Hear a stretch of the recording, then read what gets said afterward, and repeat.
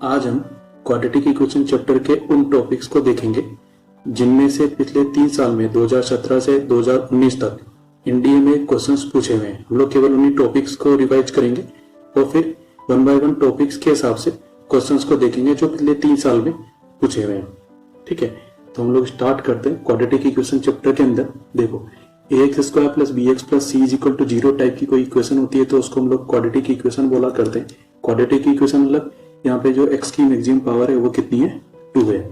ठीक है, अब क्योंकि x की मैक्सिमम पावर 2 है तो यहाँ पर हम लोगों को इस इक्वेशन के लिए x की 2 वैल्यूज मिल सकती है, अल्फा और बीटा। x की वो वैल्यू जिनको यहाँ पर रखने पर इसको सोल्व करने पर LHS का आंसर 0 आता है, उनको हम लोग क्या बोलते हैं, रूट्स बोलते हैं।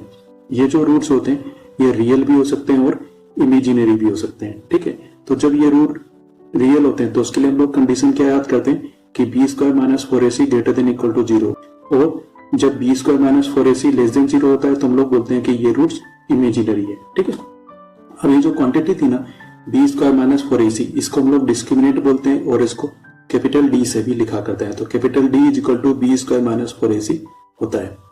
अब देखो, यदि रूट्स इमेजिनरी है तो हमेशा पेयर भी होंगे, इसके बारे में हम लोगों ने बाद में बात कर रखी है। फिलहाल हम लोग रियल रूट्स की बात करते हैं। ठीक, यहाँ पे 2 चीजें हैं, एक तो ग्रेटर देन और दूसरा इक्वल टू।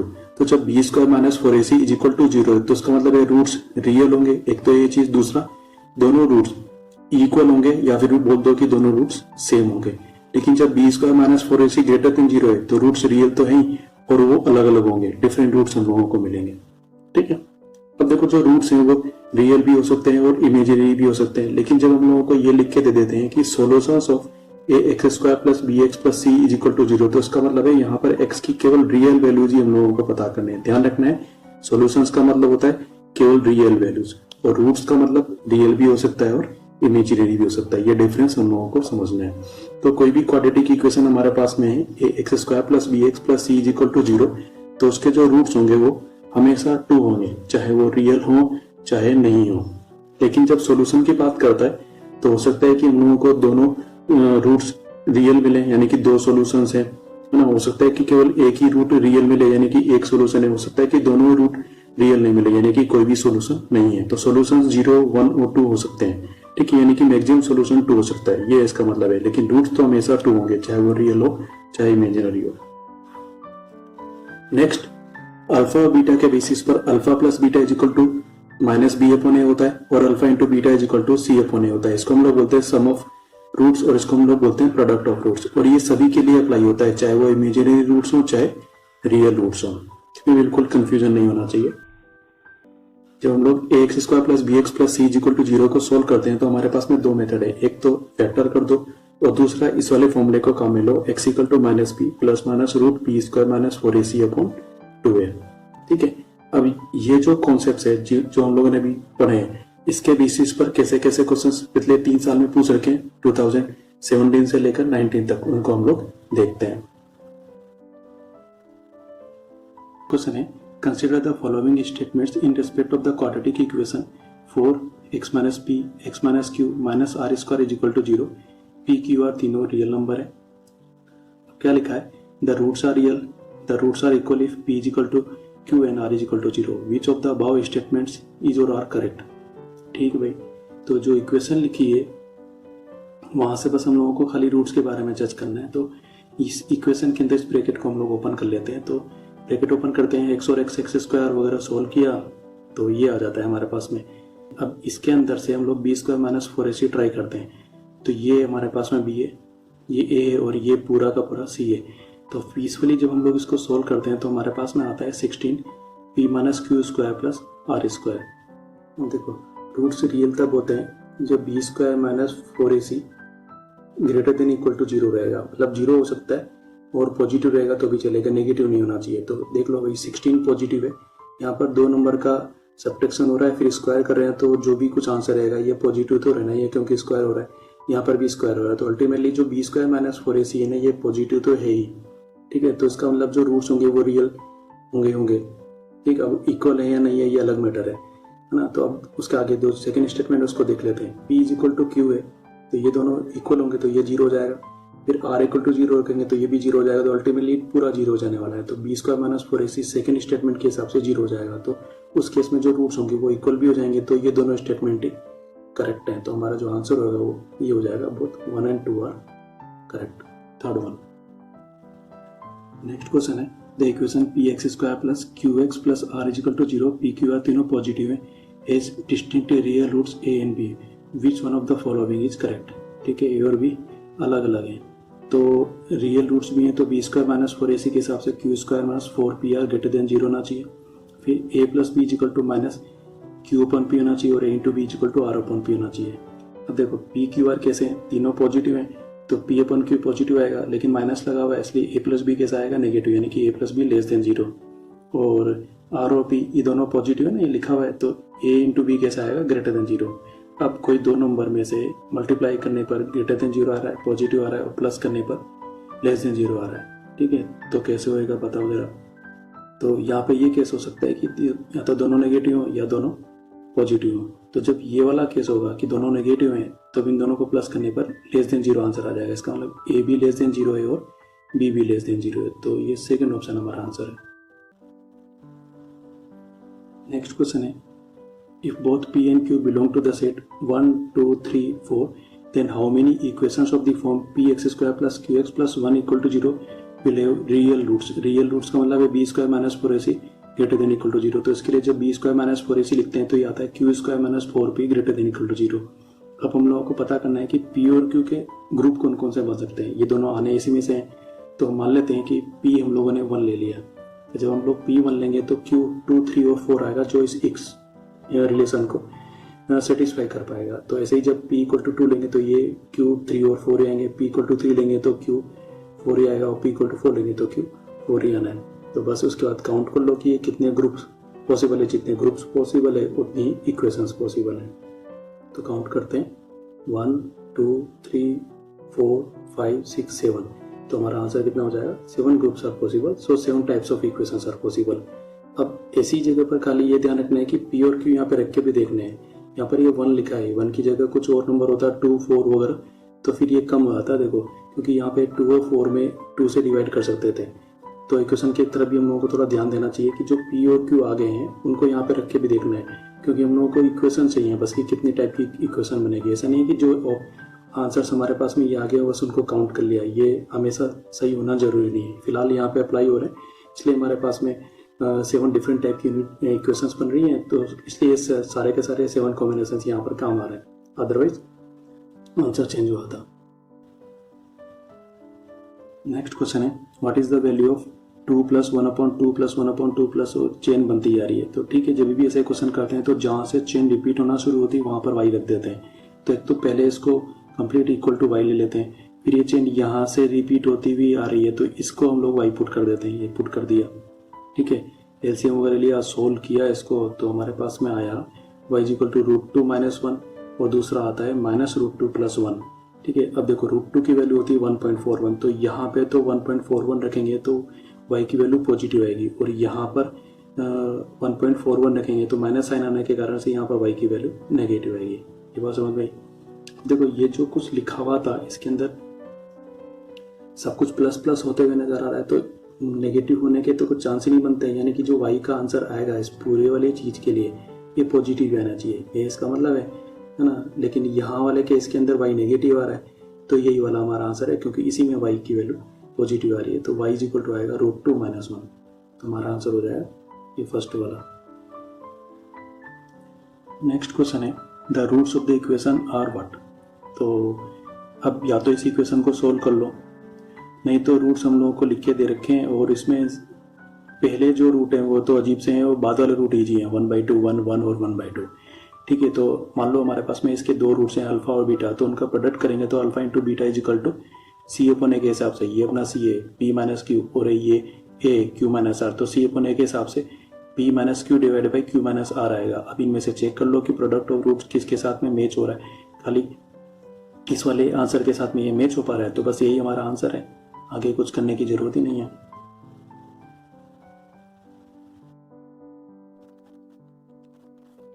अब कॉन्सेप्ट पर थोड़ा आगे चलते हैं। मान लो हमारे पास में इक्वेशन है a x square plus b x plus c is equal to 0। इसके दो रूट्स हैं अल्फा और बीटा, तो alpha plus beta is equal to होगा माइनस बी अपॉन ए और alpha into beta is equal to होगा c upon ए। अब मान लो मेरे को पहले से ही दोनों रूट्स पता है, अल्फा और बीटा पता है, और उनसे मेरे को वापस से इक्वेशन फ्रेम करनी है, तो उसके लिए हमारे पास में कौन सा फॉर्मूला है, x square minus alpha plus beta into x plus alpha into beta is equal to 0। इसी को हम लोग ऐसे भी पढ़ते हैं, X square minus sum of roots into x plus product of roots is equal to 0। ठीक है, अब हम लोग को एक तो इन पे कुछ क्वेश्चंस दे रखे हैं, फिर उसके बाद में जो क्वेश्चंस पूछ रखे हैं केवल उन्हीं के फॉर्मूलों को हम लोग यहाँ पर ध्यान रख रहे हैं, बाकी दुनिया भर के फॉर्मूले होते हैं हम लोग उनको नहीं पढ़ रहे हैं। ठीक है, जैसे alpha minus beta square is equal to alpha plus beta whole square minus 4 alpha beta. तो यहाँ पर प्रोडक्ट ऑफ रूट्स हम लोगों को पता है, सम ऑफ रूट्स हम लोगों को पता है, तो यहाँ से हम लोग अल्फा माइनस बीटा निकाल सकते हैं। भाई अल्फा माइनस बीटा निकालना है तो इस साइड रूट ले लो। इसी तरीके से alpha cube plus beta cube is equal to alpha plus beta cube minus 3 alpha beta into alpha plus beta. Alpha plus beta पता है, यहाँ पे रख देंगे, अल्फा इंटू बीटा यहाँ रख देंगे, तो alpha cube plus beta cube आ जाएगा। फिर ये पूछ रखा है 1 upon alpha plus 1 upon beta. इसका मतलब क्या है कि बस एलसीएम ले लो, तो नीचे अल्फा और बीटा मल्टीप्लाई हो जाएंगे, ये बीटा ऊपर चला जाएगा, अल्फा ऊपर चला जाएगा, तो ऊपर क्या आएगा, alpha plus beta sum of roots हम लोगों को पता है, और नीचे आएगा प्रोडक्ट ऑफ रूट्स। इसी तरीके से 1 upon alpha square plus 1 upon beta square, तो नीचे ये दोनों मल्टीप्लाई होंगे, बीटा स्क्वायर इधर चला जाएगा, अल्फा स्क्वायर इधर आ जाएगा, तो ऊपर आएगा alpha square plus beta square, और नीचे आएगा alpha square into beta square. अब ऊपर alpha square plus beta square को हम लोग alpha plus beta whole square minus 2 alpha beta लिख सकते हैं। ठीक है, तो ये हम लोगों ने लिख दिया, और नीचे बाद में अल्फा स्क्वायर बीटा स्क्वायर को हम लोग अल्फा इंटू बीटा और उसके ब्रैकेट का स्क्वायर लिख सकते हैं, जैसे ये। तो अब सारी चीजें हम लोगों को पता है, अल्फा प्लस बीटा पता है, अल्फा इंटू बीटा पता है, यहाँ पुट करो और 1 upon alpha square plus 1 upon beta square पता चल जाएगा। ठीक है, अब देखो कभी कभी हम लोगों को ये जरूरत पड़ सकती है कि a x square plus b x plus c is equal to 0 के दो रूट्स हैं अल्फा और बीटा। तो इसका मतलब ये है कि एक्स की जगह पर अल्फा रखेंगे तो ये इक्वेशन सेटिस्फाई हो जाएगी, एलएचएस इक्वल टू 0, और उसी तरीके से एक्स की जगह पर एक बीटा रखेंगे तो भी ये इक्वेशन सेटिस्फाई हो जाएगी। तो उसके लिए हमारे पास में ये इक्वेशन है अल्फा के हिसाब से a alpha square plus b alpha plus C equal to 0, और बीटा के हिसाब से a beta square plus b beta plus C equal to 0। इस पर कोई क्वेश्चन अभी तक 2017 से लेकर 19 के बीच में नहीं पूछ रखे, पर हम लोग इसको भी लिख रहे हैं। नेक्स्ट हम लोग को रेशो पे क्वेश्चन पूछ रखे हैं, alpha upon beta is equal to gamma upon delta. यहाँ पर दो इक्वेशन है, पहली इक्वेशन के रूट अल्फा बीटा है और दूसरी इक्वेशन के रूट गामा और डेल्टा है, और दोनों के रेशो इक्वल है। तो वहां से हम लोगों को कुछ चीजें पूछ रखी है, तो उसके क्वेश्चन को सोल्व करने के लिए हम लोग यहाँ पर कंपोनेंट और डिवाइडेंड रेशो वाला मेथड लगा लेते हैं।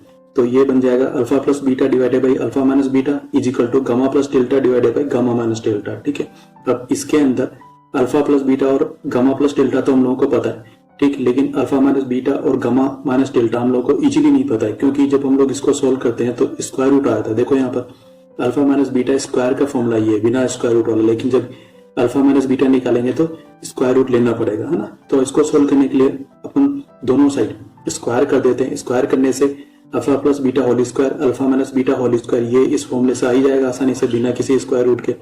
इसी तरीके से यहाँ पर gamma plus delta whole square और gamma minus delta whole square भी आ जाएगा, पुट करेंगे और बस ये आसानी से क्वेश्चन सोल्व हो जाएगा। ठीक है, फिर कुछ क्वेश्चंस में हम लोगों को ऐसे दे रखा है कि कुछ नंबर से एबीसी, ठीक है, और हम लोगों को रूट्स वगैरह के कंडीशन दे रखी है। फिर पूछा है कि एबीसी किस में है, एपी में है, जीपी में है, एचपी में है। तो ऐसे क्वेश्चंस को सोल्व करने के लिए हम लोग प्रॉपर मेथड यूज किया करते हैं, पर प्रॉपर मेथड कभी कभी कम्बरसम हो आते हैं, टीडीएस हो आते हैं, तो हम लोग क्या करते हैं कि नंबर्स एबीसी को मान लिया करते हैं। तो एपी के अंदर क्या होता है, एबीसी 3 नंबर्स होते हैं, तो 2b is equal to A plus c होता है, जीपी के अंदर b square is equal to a c होता है, और एचपी के अंदर b is equal to 2ac divided by a plus c. ये 3 कंडीशंस इन तीनों के लिए अलग अलग होती है। ठीक है, तो कभी तो ये आसानी से आ जाते हैं और कभी नहीं आ पाते, तो नंबर्स मान लेना ठीक रहता है। तो एबीसी हम लोग 1 2 3 मान सकते हैं, किसमें, एपी के केस में। जीपी के केस में हम लोग 1 2 4 मान सकते हैं, या 1 मान लो ठीक नहीं लग रहा है तो 2 4 8 मान सकते हैं। इस तरीके से ये तो इजी पड़ता है मानना, लेकिन एचपी मानना थोड़ा सा डिफिकल्ट पड़ता है। तो एचपी हम लोग याद कर लेंगे कि 3 4 6 और 12 एचपी में होते हैं, और ये अनफॉर्चुनेटली नहीं याद रहता है। तो एचपी मतलब क्या होता है, एपी की टर्म्स का उल्टा। तो जैसे मेरे पास में ये एपी है 1 2 और 3, तो उसका उल्टा कर देंगे तो 1/1 1/2 और 1/3 ये एचपी में बन जाएंगे ऑटोमेटिकली। तो ये फंडा भी हम लोग यहाँ पर काम में रह सकते हैं। यहाँ पर कैलकुलेशन थोड़ी सी लंबी हो जाएगी, लेकिन लेकिन ठीक है, क्वेश्चन सोल्व जरूर हो जाएगा। ठीक है, वैसे तो याद रखो 3, 4, 6 और 12 एचपी में होते हैं और बाई चांस भूल जाते हैं तो ये चीज भी याद रखो कि एपी और एचपी की जो टर्म्स हैं ना, टर्म्स ये आपस में रेसिप्रोकल होते हैं। ठीक, तो ऐसे करके भी हम लोग क्वेश्चन को एटलीस्ट अटेम्प्ट कर सकते हैं। अब इन क्वेश्चन पर बेस्ड क्वेश्चन हम लोग सोल्व करते हैं जो 2017 से 2019 तक हमारे एग्जाम में आ रखे हैं। उसके बाद हम लोग अगले कॉन्सेप्ट्स पर जंप करेंगे। ठीक है, क्वेश्चन है if the roots of the equation x square plus P X plus Q is equal to 0 are in the same ratio as those of the equation x square plus L X plus M is equal to 0 then which one of the following is correct. तो इनके roots और इनके roots का ratio same है, तो देखते हैं। तो मान लेते हैं X square plus P X plus Q is equal to 0 के दो रूट्स हैं ए और बी, और जो सेकंड इक्वेशन है x square plus L X plus M is equal to 0 के दो रूट्स हैं सी और डी। ठीक है, तो क्वेश्चन के हिसाब से a upon b is equal to c upon d हम लोगों को दे रखा है, लेकिन ऐसा रेशो तो हम लोग फाइंड आउट कर नहीं सकते। या तो ऐसा हो जाए कि ये रूट्स पता ही चल जाए तो रेशो निकाल लो, उसके बाद रिलेशन निकाल लो, तो वो भी कुछ अच्छा होते हुए नजर नहीं आ रहा। तो हम लोग यहाँ से क्योंकि सम ऑफ रूट्स और प्रोडक्ट ऑफ रूट्स निकाल सकते हैं दोनों के लिए, तो इस रेशो को ना कंपोनेंट ऑफ डिवाइडेंड वाला मेथड लगा के इस तरह से कन्वर्ट कर लेते हैं। A plus b divided by a minus B is equal to c plus d divided by c minus d. ये कंपोनेंट ऑफ डिवाइडेंड हम लोगों ने लगा दिया। अब ए प्लस बी तो चलो ठीक है, पता चल जाएगा। ए माइनस बी के लिए हमारे पास में वो बड़ा सा फॉर्मूला होता है, क्या होता है बताओ जरा। A minus B is equal to होता है root of a plus b whole square minus और ए बी, ऐसे होता है। अब यहाँ पर स्क्वायर रूट आता है, लेकिन यहाँ तो स्क्वायर रूट है नहीं, तो दोनों साइड स्क्वायर कर देते हैं ताकि ये स्क्वायर रूट कैलकुलेशन में हट जाएगा। ठीक है, तो हम लोगों ने दोनों साइड स्क्वायर कर दिया। अब उसके बाद में देखो हम लोग ए माइनस बी स्क्वायर को इधर लेके आ रहे हैं और सी प्लस डी स्क्वायर को इधर लेके आ रहे हैं, ये कर दिया हम लोगों ने। A plus b sum of roots पहले वाले के लिए कितना आता है, माइनस बी अपॉन है, यानी कि माइनस बी आएगा और उसका स्क्वायर करेंगे तो बाद में बी स्क्वायर हो जाएगा। फिर ऐसे ही सी प्लस डी यानी सेकेंड वाली इक्वेशन के लिए sum of roots minus B upon a के हिसाब से माइनस एल आएगा और उसका स्क्वायर करेंगे तो एल स्क्वायर हो जाएगा। ठीक भाई, राइट साइड में ए माइनस बी स्क्वायर में यही है, इसका स्क्वायर कर दो तो क्या आएगा, a minus b square is equal to A plus b square minus और ए बी तो आएगा। तो ए प्लस बी की वैल्यू हमारे पास में यहाँ से आ जाएगी माइनस बी और ए इंटू बी की वैल्यू हो जाएगी क्यू। तो ये यहाँ पर हम लोग रख देते हैं, माइनस पी का स्क्वायर करेंगे तो पी स्क्वायर आएगा और ये हो जाएगा 4q। इसी तरीके से यहाँ पर एल स्क्वायर माइनस 4m आ जाएगा। क्रॉस मल्टीप्लाई कर दो, क्रॉस मल्टीप्लाई करने से पी स्क्वायर एल स्क्वायर इधर कैंसिल हो गया है, फिर उसके बाद में माइनस कैंसिल हो जाएगा, 4 कैंसिल हो जाएगा, तो हमारे पास में आ जाएगा M P square is equal to Q L square. और इससे मिलता जुलता हम लोगों को दे रखा है, देखो यहाँ पर M P square is equal to Q L square. ठीक है, तो बस यही हमारा आंसर है।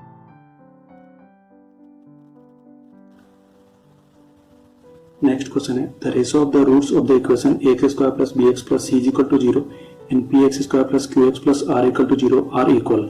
ठीक है, if d1 and d2 are the respective discriminants then what is d1 upon d2। तो इसके लिए हम लोग रूट्स मान लेते हैं अल्फा बीटा और इस सेकंड वाले के लिए हम लोग रूट्स मान लेते हैं गामा और डेल्टा। तो इसका जो d1 आएगा वो कितना आएगा, बी स्क्वायर माइनस 4 ac, मतलब डिस्क्रिमिनेंट बोल रहा है ना d1 और d2, और इसके लिए d2 कितना आएगा, क्यू स्क्वायर माइनस 4pr। देखो क्वेश्चन में बोल रखा है कि ratio of the roots of this equation and this equation are equal, तो alpha upon beta is equal to gamma upon delta. अब कंपोनेंट ऑफ डिवाइडेंड करना पड़ेगा, ऐसा क्वेश्चन हम लोगों ने पहले भी सोल्व किया था।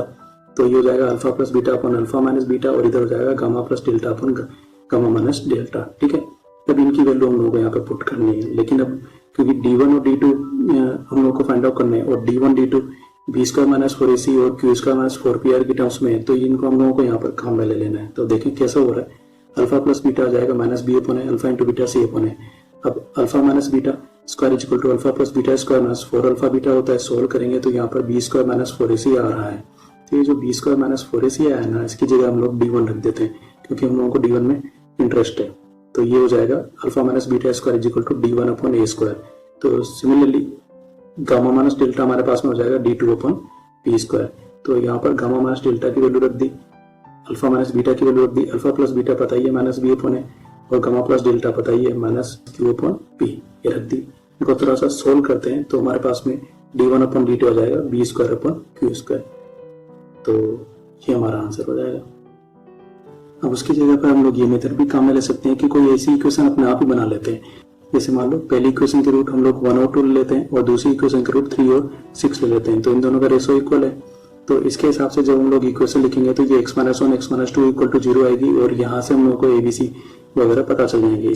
इसी तरीके से यहाँ पर x-3 x-6 इक्वल टू 0 को सोल्व करेंगे तो हम लोगों को PQR पता चल जाएंगे। तो उस हिसाब से b² - 4ac is equal to D1 यहाँ पता चल जाएगा और Q² - 4PR यहाँ पता चल जाएगा D2 की वैल्यू। तो इन दोनों का रेशो निकाल लेंगे, 1/9 आ रहा है, ठीक है, और आंसर में रख के चेक कर लेंगे तो जो सेकंड वाला है वो उसको सेटिस्फाई कर रहा है। तो इस तरीके से हम लोग को ज्यादा इजीली आंसर पता चल जाएगा। तो ये प्रोस भी हम लोग काम में ले सकते हैं। नेक्स्ट क्वेश्चन है, if the roots of the equation a b - c x² b c - x plus c a - b is equal to 0 are equal है, इसका मतलब b² - 4ac equal to 0, then which one of the following is correct. APGP वाली बात आ गई। तो देखते हैं, simple method से आ जाता है तो ठीक है, नहीं तो फिर APGP मान के क्वेश्चन सोल्व करेंगे। तो b² - 4ac हमारे पास में ये आएगा। अब यहाँ से सोल्व करने लगेंगे तो ये एक्सप्रेशन थोड़ा सा बड़ा बन जाएगा और हम लोग को थोड़ा टाइम भी लगेगा। तो हम लोग क्या करते हैं, ऑप्शंस को यूज कर लेते हैं। तो पहला केस मान लेते हैं कि ABC किस में, AP में, तो उनको हम लोग 1 2 3 मान लेते हैं और पुट करते हैं। तो ये पुट करने से ये आंसर 0 आना चाहिए, लेकिन ये आंसर तो 0 नहीं आ रहा, -8 आ रहा है, इसका मतलब ये AP में तो नहीं है। नेक्स्ट हम लोग GP में 1 2 4 मान लेते हैं और कुछ भी ले सकते हैं, कोई फर्क नहीं पड़ता। तो यहाँ पर वैल्यू पुट करने से 0 आना चाहिए, लेकिन ये 0 नहीं आ रहा, 4 आ रहा है, इसका मतलब ये GP में भी नहीं है। फिर हम लोग HP में मान लेते हैं। HP में हम लोग को थोड़ा ध्यान रखना है कि कौन कौन से नंबर HP में होते हैं, 3 4 6 ये HP में होते हैं। तो ये वैल्यू पुट करके हम लोग यहाँ पर ट्राई करते हैं। तो यहाँ से ये एक्सप्रेशन 0 बन रहा है, इसका मतलब ये इस वाली कंडीशन को सेटिस्फाई कर रहा है। तो ABC किस में है, HP में है। हमारे काम की बात इस क्वेश्चन में ये है कि AP और GP तो हम लोग मान लेते हैं, HP मानने में तकलीफ होती है। तो HP हम लोग याद कर लेते हैं कि 3 4 और 6 HP में है। नेक्स्ट क्वेश्चन है, if P and Q are the roots of the equation x² - 30x plus 2 2 1 is equal to 0, what is the value of PQ plus QQ। बहुत सिंपल है, बस कैलकुलेशन डिमांड कर रहा है। तो ये हमारे पास में इक्वेशन है। मान लो हम लोग इसके फैक्टर वगैरह निकालने की कोशिश करते हैं तो रूट्स हमारे पास में बहुत आसानी से आ जाएंगे और ये आ जाएंगे हमारे पास में 17 और 13, ठीक है। तो यहाँ से हम लोग PQ और QQ निकाल के आंसर निकाल लेंगे, ये आ जाएगा 7110। लेकिन हो सकता है कि ये काम हम लोग आसानी से नहीं कर पाए, तो हम लोग क्या करेंगे, सम ऑफ रूट्स निकालेंगे, ये आएगा 30 माइनस P अपने के हिसाब से प्रोडक्ट ऑफ रूट निकालेंगे, फिर PQ प्लस QQ वाला फॉर्मूला अप्लाई करेंगे ना, ये हो जाएगा P plus QQ minus 3PQ into P plus Q, सबकी वैल्यू रखेंगे, पीसफुली कैलकुलेशन करेंगे, आंसर आ जाएगा। तो हो सकता है कि किसी इक्वेशन के अंदर रूट निकालना आसान पड़ रहा हो, तो जब ऐसे कोई क्वेश्चन दे रखे हो तो हम लोग को मान लो ये कैलकुलेशन नहीं हो पा रही है या डिफिकल्ट लग रहा है या कुछ फॉर्मूला याद नहीं आ पा रहा है या उसमें कन्फ्यूजन लग रहा है, तो एक बार ट्राई कर लो, इसके रूट्स हम लोग निकाल सकते हैं क्या, जैसे यहाँ पर मैंने किया है। तो इस क्वेश्चन में रूट निकाल के भी हम लोग क्वेश्चन कर सकते हैं और अदरवाइज PQ प्लस QQ वाला फॉर्मूला अप्लाई करके भी इस क्वेश्चन को किया जा सकता है। दोनों ही मेथड हम लोगों को आना चाहिए। नेक्स्ट क्वेश्चन है, if alpha and beta are the roots of the equation 3x² plus 2x plus 1 is equal to 0, then the equation whose roots are alpha plus beta inverse and beta plus alpha inverse is what. तो यहाँ पे थोड़ी सी calculation की demand कर रहा है question, तो ठीक है देख लेते हैं। मान लो इसके रूट्स अल्फा बीटा हैं, तो alpha plus beta minus B upon A के हिसाब से -2/3 आएगा, alpha into beta C upon A के हिसाब से 1/3 आ जाएगा, ये हमारे पास में है, ठीक। अब इसको देखते हैं ये क्या है, alpha plus beta inverse means alpha plus 1/बीटा, एलसीएम लेंगे तो अल्फा बीटा प्लस 1/बीटा आएगा, अल्फा इंटू बीटा कितना है 1/3 पुट कर देते हैं तो ये आ गया 4/3 बीटा। ऐसे ही बीटा प्लस अल्फा इनवर्स, तो ये हो जाएगा बीटा प्लस 1/अल्फा, एलसीएम लेंगे तो अल्फा बीटा प्लस 1/अल्फा, अल्फा बीटा की वैल्यू फिर से रख दी, सोल्व करेंगे तो 4/3 अल्फा, ठीक। अब हम लोगों को इक्वेशन फ्रेम करनी है तो सम ऑफ रूट्स और प्रोडक्ट ऑफ रूट्स चाहिए, है ना। तो इक्वेशन का फॉर्मूला होता है ना कुछ ऐसा, x² minus sum of roots into x plus product of roots is equal to 0। तो ये सम और प्रोडक्ट चाहिए। तो अब हमारे जो नए रूट्स हैं वो ये दोनों हैं, तो पहले तो इन दोनों का सम करना है, फिर इन दोनों का प्रोडक्ट करना है। तो इनके आंसर ये दोनों है, तो एक्चुअली इन दोनों का सम और इन दोनों का प्रोडक्ट करना है। तो सम ऑफ रूट्स करते हैं तो हमारे पास में देखो इसमें भी 4/3 आ रहा है, इसमें भी 4/3 आ रहा है, तो इन दोनों से कॉमन ले लिया, यहाँ पर 1/अल्फा प्लस 1/बीटा बचेगा, एलसीएम लेंगे alpha plus beta upon alpha into beta आएगा, वैल्यू रखेंगे तो हमारे पास में सम ऑफ रूट्स हो जाएगा -8/3, प्रोडक्ट करेंगे तो 4 और 4 16 हो जाएगा, 3 और 3 9 हो जाएगा और अपॉन अल्फा इंटू बीटा आएगा, ये रख दिया। अल्फा इंटू बीटा 1/3 है, ये वैल्यू पुट की, 3 और 9 कैंसिल होंगे तो यहाँ पर 16/3 आएगा। अब इन दोनों वैल्यूज को इस फॉर्मूले में पुट कर दो, पुट करके एलसीएम ले लो तो आंसर आ जाएगा 3x² + 8x + 16 = 0। और इसके हिसाब से फर्स्ट ऑप्शन हमारा आंसर है। नेक्स्ट क्वेश्चन है the sum of the roots of the equation x² + bx + c = 0 where b and c are non zero is equal to the sum of the reciprocals of their squares. ठीक है, then 1/c b and c/b are in AP GP HP। ठीक है भाई, तो ऐसे questions को solve करने के लिए या तो जब हम लोग सीधी अप्रोच करेंगे तो एक रिलेशन आ जाएगा जो इनमें होगा, 1/c b और c/b में होगा। पर ये रिलेशन सपोज नहीं कर पा रहे हैं तो ऐसा करेंगे कि ऑप्शंस को मान लेंगे, पहला ऑप्शन ले लेंगे, उसके हिसाब से एक एक्सप्रेशन इसका बना लेंगे, फिर उसको मैच करेंगे, या फिर नहीं हो पाएगा तो सेकंड को उठा लेंगे, उसके हिसाब से इनका एक रिलेशन बनाएंगे और उसको मैच करेंगे। इस तरीके से हम लोग इस क्वेश्चन की अप्रोच रखते हैं। तो क्वेश्चन में क्या लिखा है, sum of the roots of this equation is equal to the sum of the reciprocals of their squares. तो मान लो ये जो इक्वेशन है इसके दो रूट्स हैं अल्फा और बीटा, तो क्वेश्चन के हिसाब से sum of the roots alpha plus beta हो जाएगा। It is equal to the sum of the reciprocals of their squares. तो इनका स्क्वायर कर दिया और उल्टा कर दिया, 1/α² + 1/β²। यहाँ पर एलसीएम लेते हैं तो ऊपर आएगा α² + β² और नीचे α² इंटू β²। अब ये जो α² इंटू β² ये actually alpha into beta whole square है। हम लोग को ये चाहिए क्योंकि इसका मतलब है प्रोडक्ट ऑफ रूट्स, वो चीज़ हम लोग आसानी से निकाल सकते हैं। इसको उधर लेके चले आते हैं तो अल्फा प्लस बीटा तो ये पहले था ही, फिर इसको हम लोगों ने ऐसे लिख दिया अल्फा इंटू β²। राइट साइड में क्या बचेगा, α² + β², और इसका फॉर्मूला हम लोगों ने यहाँ पे लिख दिया alpha plus beta whole square minus 2α beta. अब इन सब की वैल्यू रखनी है। अल्फा प्लस बीटा इस इक्वेशन के लिए कितना आएगा, -b/a के हिसाब से a तो 1 है तो इसकी वैल्यू आएगी -b। Alpha into beta c/a के हिसाब से a 1 है तो इसकी वैल्यू आएगी खाली c। तो ये हमारे पास में हो गया -b इंटू c²। यहाँ पे -b² मतलब b² और यहाँ पे खाली c आएगा। इसको थोड़ा सा सोल्व करते हैं तो हमारे पास में ये रिलेशन आता है 2c = b² + b into c²। अब यहाँ से ये मॉडिफाई करना थोड़ा सा टाइम कंज्यूमिंग हो सकता है, तो हम लोग ऑप्शंस को उठाते हैं और ट्राई करते हैं। तो जब हम लोग AP और GP ट्राई करते हैं तो ये बिल्कुल ही मैच नहीं कर रहा होता है, HP से मैच कर रहा है। तो मैं यहाँ पे HP को ही डायरेक्ट लिख रहा हूँ। तो मान लो हमारे पास में 3 नंबर्स हैं ABC और ये HP में है, तो क्या रिलेशन होता है, B = होता है 2AC / A + C। ठीक है, तो ये तीनों नंबर HP में हैं तो B क्या हो जाएगा, स्मॉल b। A और C ये साइड वाले हैं तो यहाँ पर हम लोग पुट कर देते हैं 2 × 1/c × c/b, c से c कैंसिल और अपॉन में ये प्लस हो रहे हैं। एलसीएम लेते हैं तो हमारे पास में b इधर आ जाएगा और c इधर आ जाएगा, तो ये हो जाएगा 2 / b ये वाला है, और फिर ब्रैकेट में आएगा b + c² / cb, b से b कैंसिल। तो ये हमारे पास में कुछ रिलेशन आ जाएगा, इसको क्रॉस मल्टीप्लाई कर दो तो जो रिलेशन यहाँ पर आया वही हम लोगों को यहाँ पर मिला हुआ था। तो यहाँ से हम लोग टेली कर लेते हैं कि ये दोनों रिलेशन सेम है। इसका मतलब है कि ये तीनों HP में है। AP के लिए भी किया था लेकिन वो ऐसा बन नहीं पाया, GP के लिए भी किया था लेकिन वो ऐसा कुछ कनेक्शन लेके आ नहीं पाया। इसका मतलब ये दोनों ऑप्शन है नहीं। अब या तो ये हो सकता है आंसर या ये हो सकता है, तो मैंने आंसर में सॉल्यूशन में खाली HP वाला ही मेथड लगाया। नेक्स्ट क्वेश्चन है the sum of the roots of the equation ax² + x + c = 0 where a and c are non zero is equal to sum of their reciprocals of their squares, then a are in what. जैसे पहला question किया था उसके जैसे ही है, तो approach वही रखनी है हम लोगों को। हम लोगों को अल्फा प्लस बीटा = 1/α² + 1/β² दे रखा है। एलसीएम ले लेंगे, ये आ जाएगा। इसको क्रॉस मल्टीप्लाई करके इधर ले आएंगे, अल्फा प्लस बीटा और अल्फा इंटू बीटा की वैल्यू रख देंगे। ये हम लोगों ने रख दी है। और यहाँ से जब हम लोग सोल्व कर रहे हैं तो इधर हम लोगों को ऑप्शंस की जरूरत नहीं पड़ी। एक्चुअली एक अच्छा सा रिलेशन यहाँ पे ऑटोमेटिकली बन के आ गया है कि 2a² c = a + c²। तो a हम लोगों को मिल गया, c² हम लोगों को मिल गया और a² c भी मिल गया था। तो ये यहाँ से डायरेक्ट ही पता चल रहा है कि पहला ऑप्शन ही करेक्ट है, ये AP में है ना। तो पिछले वाले क्वेश्चन के अंदर ये हो नहीं पा रहा था, वो एक्सप्रेशन थोड़ा सा जो था वो अजीब सा था, तो उसको हम लोग सिंप्लीफाई नहीं कर पा रहे थे जल्दी से।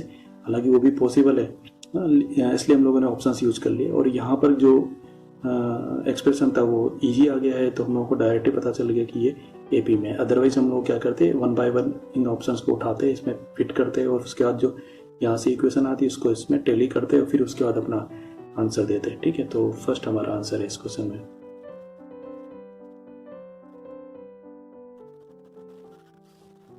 नेक्स्ट इस चैप्टर में कुछ इंटरवल से रिलेटेड क्वेश्चन है, कुछ लॉगरिथम से रिलेटेड क्वेश्चन है, कुछ मॉड्यूलस से रिलेटेड क्वेश्चन है। तो वो क्वेश्चंस बहुत इजी हैं, एक बार हम लोग इनको रिवाइज कर लेते हैं कि कॉन्सेप्ट्स क्या हैं। हमारे पास में क्वाड्रेटिक इक्वेशन के कुछ फैक्टर्स हैं, x minus A into x minus B, ये लेस देन 0 है, जिसमें a और b में से a छोटा है। तब हम लोग यहाँ पर x की वैल्यू को कैसे देते हैं कि x की वैल्यू a और b के बीच में होगी, तो उसको हम लोग इस तरीके से लिख देते हैं। और बिलोंग्स टू वाले फॉर्म में हम लोग उसको ऐसे लिखेंगे, x belongs to a comma b। यहाँ पर इक्वल टू साइन नहीं लगा हुआ, इसलिए हम लोगों ने यहाँ पर कैपिटल ब्रैकेट नहीं लगाया, और यहाँ पर भी इक्वल टू साइन नहीं लगाया। यदि यहाँ पर इक्वल टू साइन लगा होगा तो यहाँ पर कैपिटल ब्रैकेट लगा देंगे और यहाँ पर इक्वल टू साइन आ जाएगा। इसी तरीके से इसका उल्टा है कि x minus A into x minus B is greater than 0, a b से छोटा है, तो x की वैल्यू जो है a और b के बीच में नहीं होती, a से छोटी होगी या b से बड़ी होगी। तो उसको हम लोग ऐसे लिखते हैं, x is less than a और x is greater than b।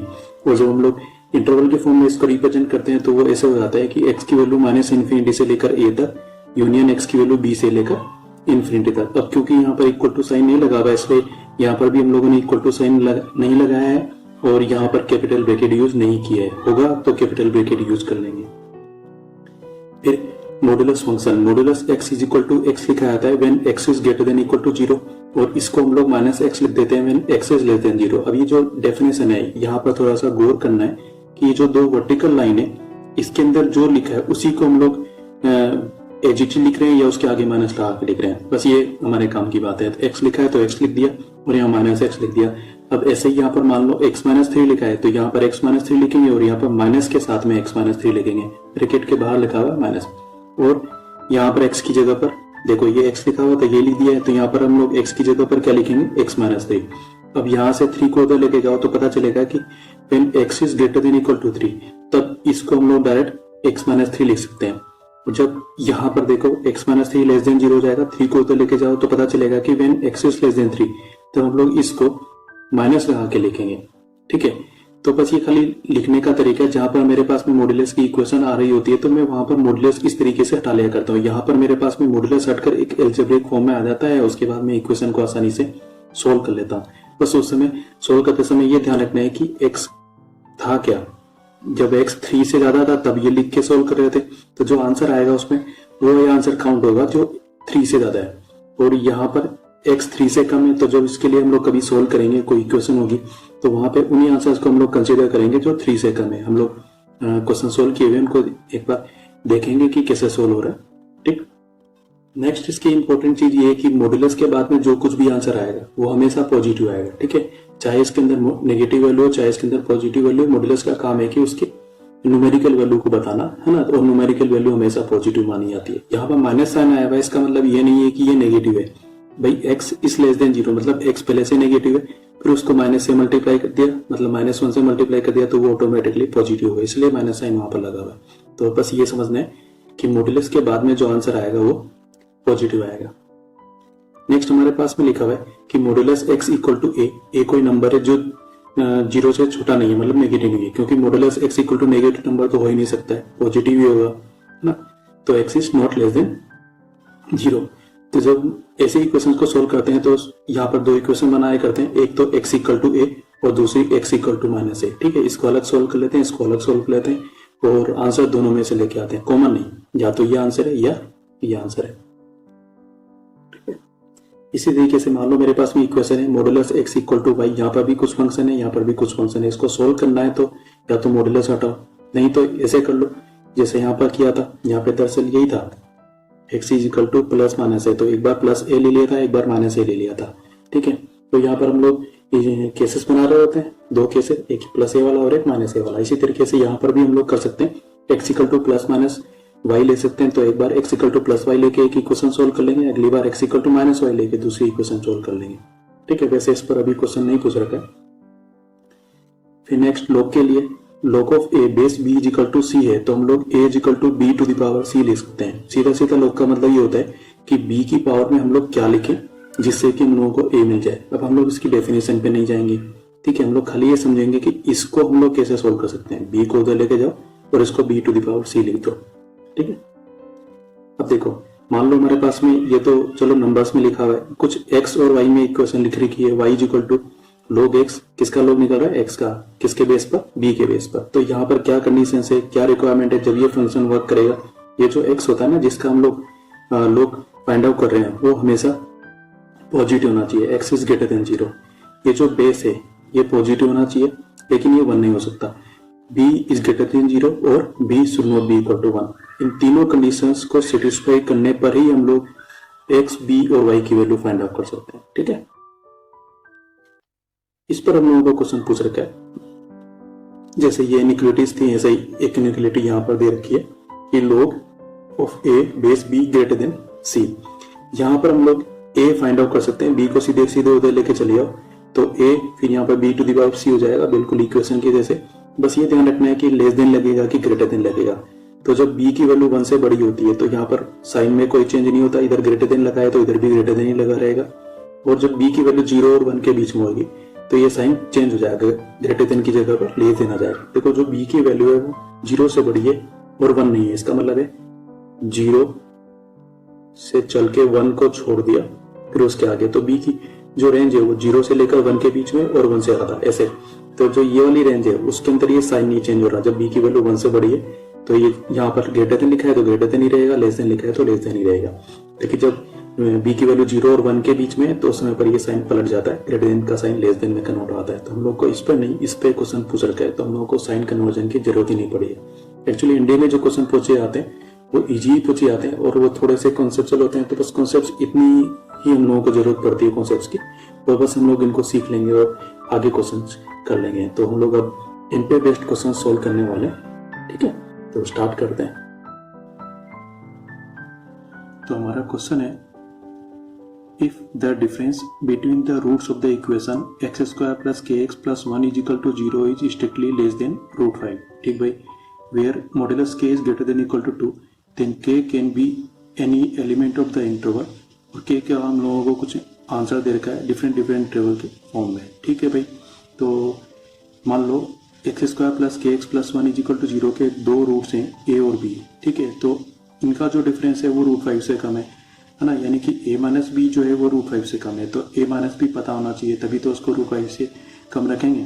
तो a माइनस बी का फॉर्मूला क्या होगा, root a plus b square minus 4ab। तो इसमें हम लोगों को a प्लस बी पता होना चाहिए और a इंटू बी पता होना चाहिए। तो a प्लस बी क्या हो जाएगा, सम ऑफ रूट्स, और a इंटू बी क्या हो जाएगा, प्रोडक्ट ऑफ रूट्स। तो इस वाली इक्वेशन के लिए सम ऑफ रूट्स बताओ जरा।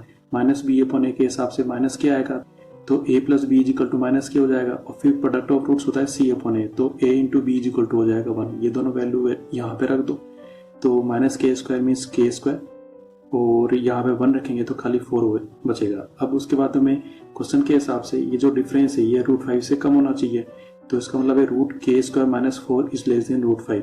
दोनों साइड स्क्वायर रूट है तो स्क्वायर कर दो, स्क्वायर करने से स्क्वायर रूट हट जाएगा, तो के square minus 4 is less then 5। 4 को उधर लिया तो 9 हो जाएगा ना, या फिर 5 को उधर लिया, 5 को इधर ले आना ज़्यादा अच्छा है। तो ये अपने पास में हो जाएगा के स्क्वायर माइनस 9 लेस देन 0। अब इसके फैक्टर करो तो ये k प्लस 3 इंटू के माइनस 3 आएगा और ये लेस देन 0 है। अब इस वाले फैक्टर से हम लोगों को k की वैल्यू मिलेगी -3, इस वाले फैक्टर से हम लोगों को k की वैल्यू मिलेगी 3, है ना। लेस देन लिखा हुआ है, इसका मतलब है जो k की वैल्यू है इन दोनों के बीच में होगी, छोटी वाली वैल्यू और बड़े वाली वैल्यू के बीच में आंसर आया करता है जब लेस देन लिखा होता है। और जब ग्रेटर देन लिखा होता है तो इनके बाहर की तरफ होता है, यानी कि -3 से छोटा या 3 से बड़ा। तो फिलहाल लेस देन लिखा हुआ है, इसका मतलब वैल्यू जो है k की वैल्यू -3 और 3 के बीच में होगी, तो हमारे पास में ये आंसर हो सकता है। उसके बाद में क्या लिख रखा है कि modulus of k is greater than equal to 2, यानी कि जो k है वो चाहे पॉजिटिव हो चाहे नेगेटिव, उसका जो मैग्नीट्यूड है वो 2 के इक्वल है या 2 से ज़्यादा है, उससे कम नहीं हो सकता। तो ठीक है, देखते हैं।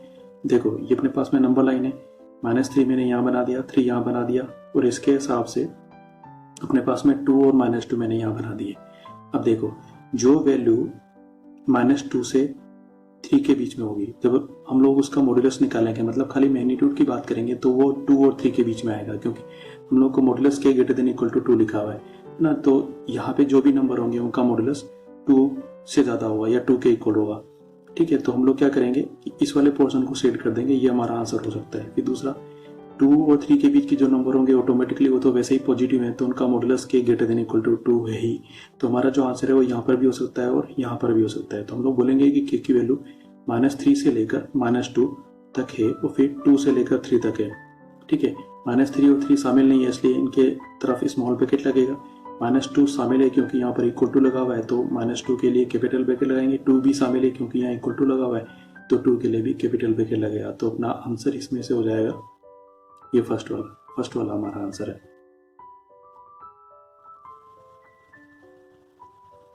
नेक्स्ट क्वेश्चन है let A union B is equal to X where X minus A X minus B greater than 0 और A is less than B what are A and B equal to. ठीक भाई, A union B पता है, A और B पता करना है तो पहले तो इसको देख लेते हैं इसका मीनिंग क्या है। हमारे पास में दो फैक्टर्स हैं X minus A X minus B greater than 0 जिसमें से A छोटा है और B बड़ा है तो A को पहले लिख लिया B को बाद में लिख दिया। जब ग्रेटर देन का साइन होता है तो जो X आता है वो X इन दोनों के बीच में नहीं होता है, इन दोनों के बाहर की तरफ होता है, यानी कि A से छोटा होगा या B से बड़ा होगा। तो इसका मतलब है कि ये जो लिखा हुआ है इसका आंसर होगा X is less than A और X is greater than B। अब ऑप्शंस पढ़ते हैं, ऑप्शंस में भी कुछ इससे मिलता जुलता ही लिखा हुआ है। जैसे फर्स्ट ऑप्शन में पढ़ते हैं A क्या लिखा हुआ है X where X is greater than A। नहीं भाई, X A से बड़ा नहीं हो सकता, A से छोटा होना चाहिए या फिर B से बड़ा होना चाहिए। सेकंड लिखा हुआ है X is greater than B, तो यहाँ चल सकता है लेकिन यहाँ पे नहीं चल सकता। इसमें देख लेते हैं X is less than A, हाँ भाई X is less than A and X is greater than B, हाँ X is greater than B, तो बस यही अपना आंसर है। अब नेक्स्ट क्वेश्चन है the sum of all real roots of this equation is what. All real roots,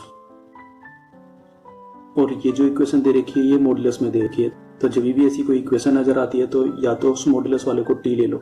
मतलब हम लोग यहाँ पर ये काम कर सकते हैं कि modulus x minus 3 is equal to t मान लेंगे तो हमारे पास में इक्वेशन हो जाएगी t square plus t minus 2 is equal to 0। फिर इसको सोल्व करेंगे जो आंसर आएगा उसको हम लोग x माइनस 3 मॉडुलस के इक्वल रख देंगे और फिर वहाँ से इसको सोल्व करेंगे। मैंने वैसा नहीं किया, मैंने पहले मॉडुलस को हटाया। ये अप्रोच भी हम लोग कर सकते हैं और ये ज़्यादा अच्छी अप्रोच है। ठीक है, तो अब मॉडुलस का फंक्शन थोड़ा सा देख लेते हैं कि देखो ये जो मॉडुलस x होता है इसकी दो वैल्यूज होती हैं, एक तो x और दूसरा माइनस x।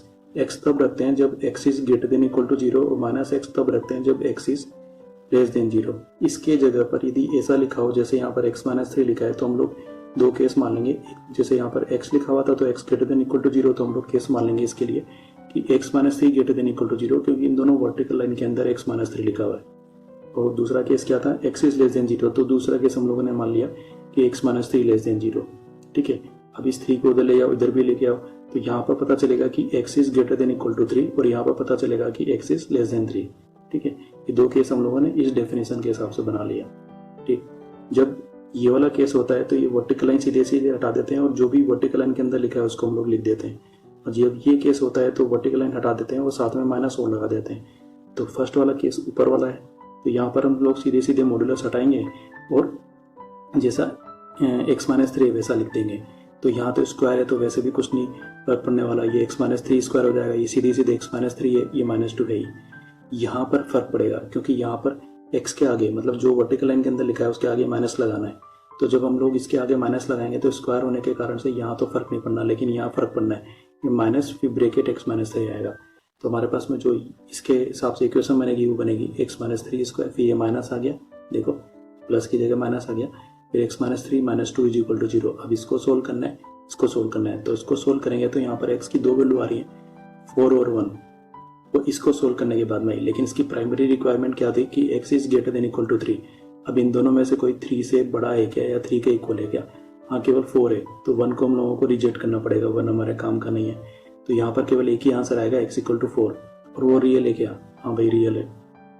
नेक्स्ट ऐसे जब इसको सोल्व करते हैं तो x की दो वैल्यूज आती हैं 2 और 5, लेकिन प्राइमरी रिक्वायरमेंट क्या थी कि x 3 से छोटा होना चाहिए। तो इन दोनों में से कोई 3 से छोटा है क्या? हाँ 2 है तो 5 को रिजेक्ट करना पड़ेगा। तो एक ही आंसर को हम लोगों को एक्सेप्ट करना है और वो भी रियल है। तो x इक्वल टू 2 इस वाले केस के लिए हमारे आंसर हो जाएगा। तो यहाँ पर हम लोगों को दो ही आंसर मिल रहे हैं, एक तो 4 मिल रहा है और एक 2 मिल रहा है। अब पूछा क्या है? Sum of all real roots, सम पूछा है बस 4 प्लस 2 इज इक्वल टू कितना हो जाएगा? 6। तो हमारा आंसर हो जाएगा फोर्थ वाला। नेक्स्ट क्वेश्चन है it is given that the roots of the equation x square minus 4x minus log p base 3 is equal to 0 are real. ठीक है, रियल है तो b स्क्वायर माइनस 4ac क्या हो जाएगा भाई? Greater than equal to 0। For this the minimum value of p is what? ठीक है, ट्राई करते हैं। तो सीधे सीधे b square minus 4ac greater than equal to 0 लगाते हैं तो ये हो जाएगा 16 plus 4 log p base 3 greater than equal to 0। 4 से डिवाइड कर देते हैं तो यहाँ पर 4 आ जाएगा, 4 को उधर लेके चले जाओ -4 हो जाएगा। अब यहाँ जब हम लोग सोल्व कर रहे हैं तो ये सीधे सीधे सोल्व हो जाया करता है जब तक कि ये जो बेस है ये 1 से छोटा नहीं हो तो, ठीक है। तो ये 1 से बड़ा है तो जैसा हम लोग सिंपल कैलकुलेशन में करते हैं, मतलब ये लिखा हो कि लोग यहाँ b लिखा है, यहाँ a लिखा है और यहाँ c लिखा है, तो हम लोग सीधे सीधे b equal to a to the power c बोल सकते हैं। तो सेम चीज़ यहाँ पर अप्लाई हो जाती है। हम लोग 3 को इधर लेके चले जाएंगे तो p जो होगा हो जाएगा 3 टू द पावर -4, ठीक है। और जो साइन है वो चेंज नहीं होता है। जब ये 3 की जगह पर 1/2 होता तो फिर साइन को हम लोगों को चेंज करना पड़ता। तो फिलहाल कोई दिक्कत ही नहीं है। अब यहाँ पावर नेगेटिव है तो उसको नीचे लेके आएंगे तो ये हो जाएगा 1/3 टू द पावर 4 और 3 टू द पावर 4 कितना होता है 81। तो p is greater than equal to 1/81, यानी कि क्वेश्चन के हिसाब से क्या था, मिनिमम वैल्यू ऑफ p, तो मिनिमम वैल्यू कितनी हो जाएगी 1/81। तो बस ये हमारा आंसर है।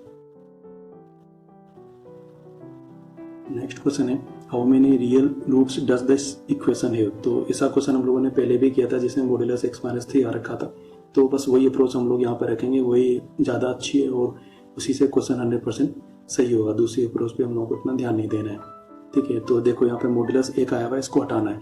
तो इस मॉड्यूलस को तो सिंपल तरीके से हम लोग हटा सकते हैं कि यहाँ modulus x equal to x होता है when x is greater than equal to 0 और modulus x equal to -x होता है when x is less than 0। तो बस ये अप्रोच हम लोग यहाँ पे लगा देंगे।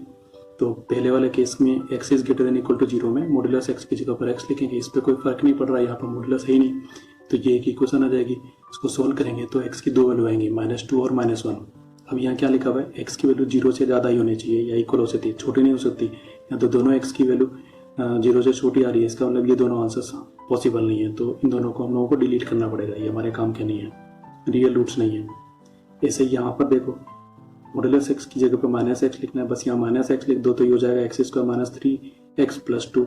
ये रहा, इसको सॉल्व करते हैं तो x की वैल्यू 1 भी आती है 2 भी आती है, लेकिन कंडीशन क्या है कि x की वैल्यू 0 से कम होनी चाहिए थी। ये दोनों तो 0 से कम नहीं है, इसका मतलब ये आ तो गए लेकिन ये हमारे काम के नहीं है, तो इनको छोड़ दो, डिलीट कर दो। तो ना तो यहाँ पे रियल वैल्यू मिल रहा है ना यहाँ रियल वैल्यू मिल रहा है, इसका मतलब कोई भी रियल रूट्स नहीं मिल रहे हैं। तो हम लोग का क्वेश्चन क्या था, how many real roots does this equation have, nothing, 0, first answer.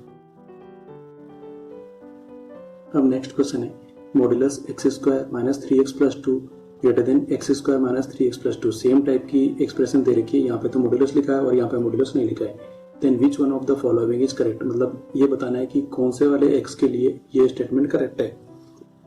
तो क्योंकि ये दोनों सेम है तो पहले हम लोग fx, मतलब ये जो एक्सप्रेशन है इसको फाइंड आउट करने की कोशिश करते हैं कि ये हो क्या रहा है।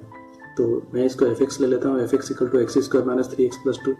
सोल्व करता हूँ तो फैक्टर करने के बाद में आता है x - 2 x - 1, यानी कि इसके 2 रूट्स हो सकते हैं, x = 1 बनेगा और एक x = 2 बनेगा। तो इसका जो ग्राफ है वो कुछ इस तरीके से बन सकता है, ये अपना x एक्सिस है, ये 1 है और ये 2 है। अब चेक करते हैं कि आगे क्या हो रहा है। x = -b/2 है पर इसकी वैल्यू -d/4 आएगी, तो वो कितनी आ रही है, मिनिमम मैक्सिमम अपने आप पता चल जाएगा। तो -b/2 कितना है 3/2, ये इन दोनों के बीच में आ रहा है यहाँ पर, ठीक है। -d/4 आएगा -1/4, इसका मतलब है कि जो वैल्यू आएगी वो नीचे की तरफ आएगी।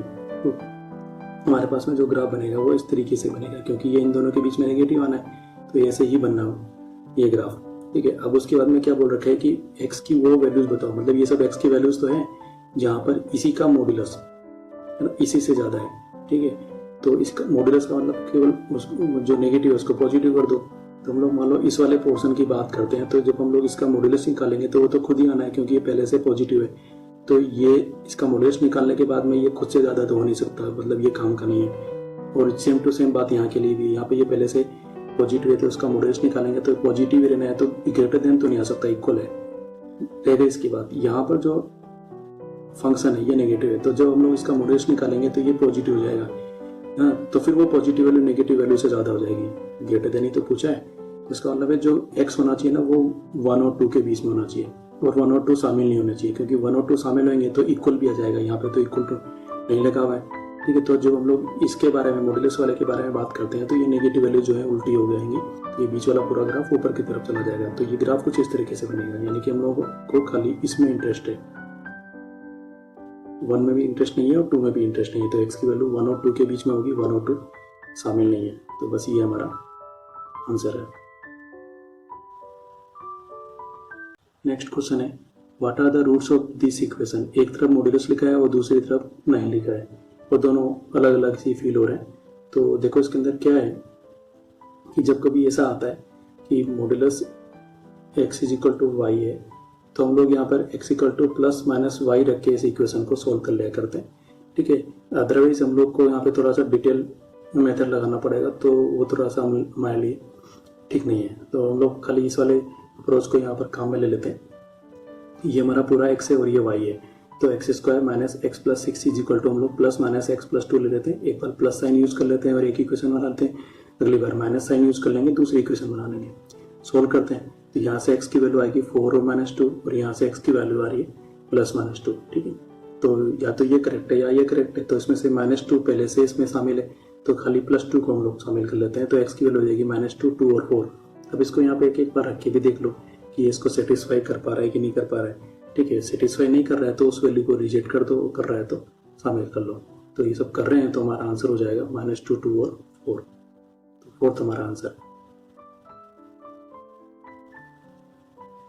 ऐसा क्वेश्चन मैं पहले भी सोल्व कर चुका हूँ, ठीक है। तो यहाँ पर अपने पास सोल्यूशन अवेलेबल है, एक बार रफ में ट्राई कर लो और आंसर को मैच करने की कोशिश करो। देखो यहाँ पे आंसर आ रहा है x इक्वल टू -5 और -4 और लिखा है कि x is greater than equal to 0, तो इनमें से कोई भी नहीं है। फिर यहाँ x की वैल्यू आ रही है 5 और 4, यहाँ पे लिखा है कि x इज लेस देन 0, तो इन दोनों में से भी कोई भी नहीं है, यानी कि कोई भी रियल रूट नहीं आ रहा। तो नंबर ऑफ रियल रूट्स कितने हो जाएंगे 0, तो हमारा आंसर 0 है। अभी सोल्व कैसे कर रहे हैं ये एक बार ट्राई कर लो।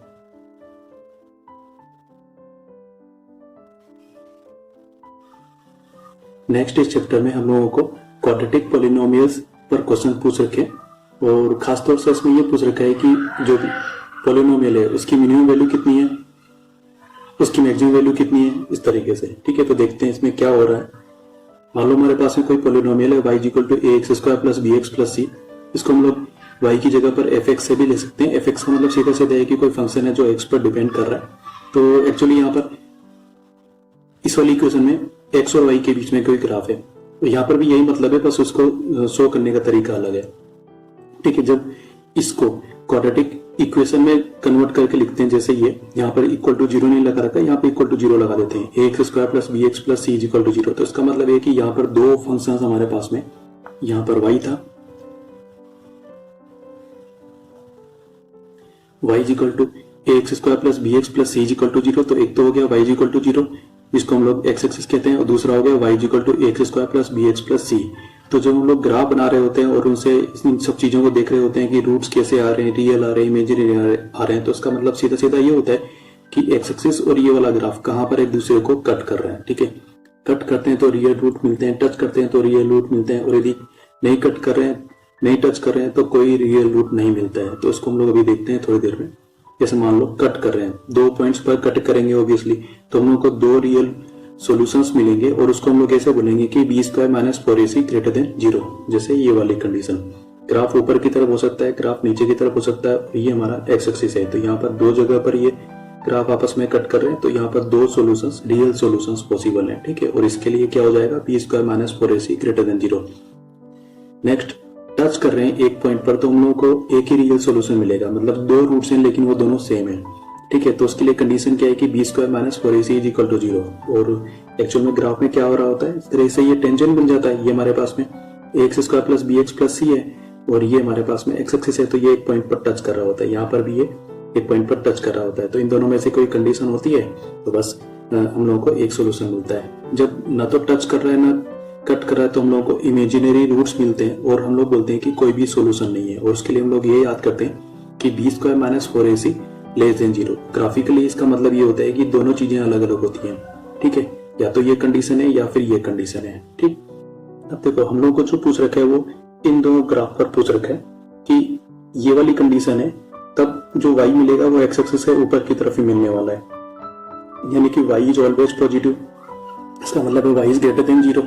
y मींस ये ना y equal to ax square plus bx plus c, ठीक है। तो ये तब होता है जब a is greater than 0, x square का जो कोफिशिएंट है ना वो पॉजिटिव होना चाहिए। और दूसरी कंडीशन ये है कि b square minus 4ac less than 0। तो हम लोगों को ध्यान रखना है कि कोई भी इक्वेशन के अंदर यदि a पॉजिटिव है, मतलब एक्स स्क्वायर का कोफिशिएंट पॉजिटिव है, वो b square minus 4ac less than 0 है, तो उसका y हमेशा पॉजिटिव होता है। मतलब ये जो भी लिखा हुआ है इसका आंसर हमेशा पॉजिटिव आएगा, ये इसका मीनिंग है।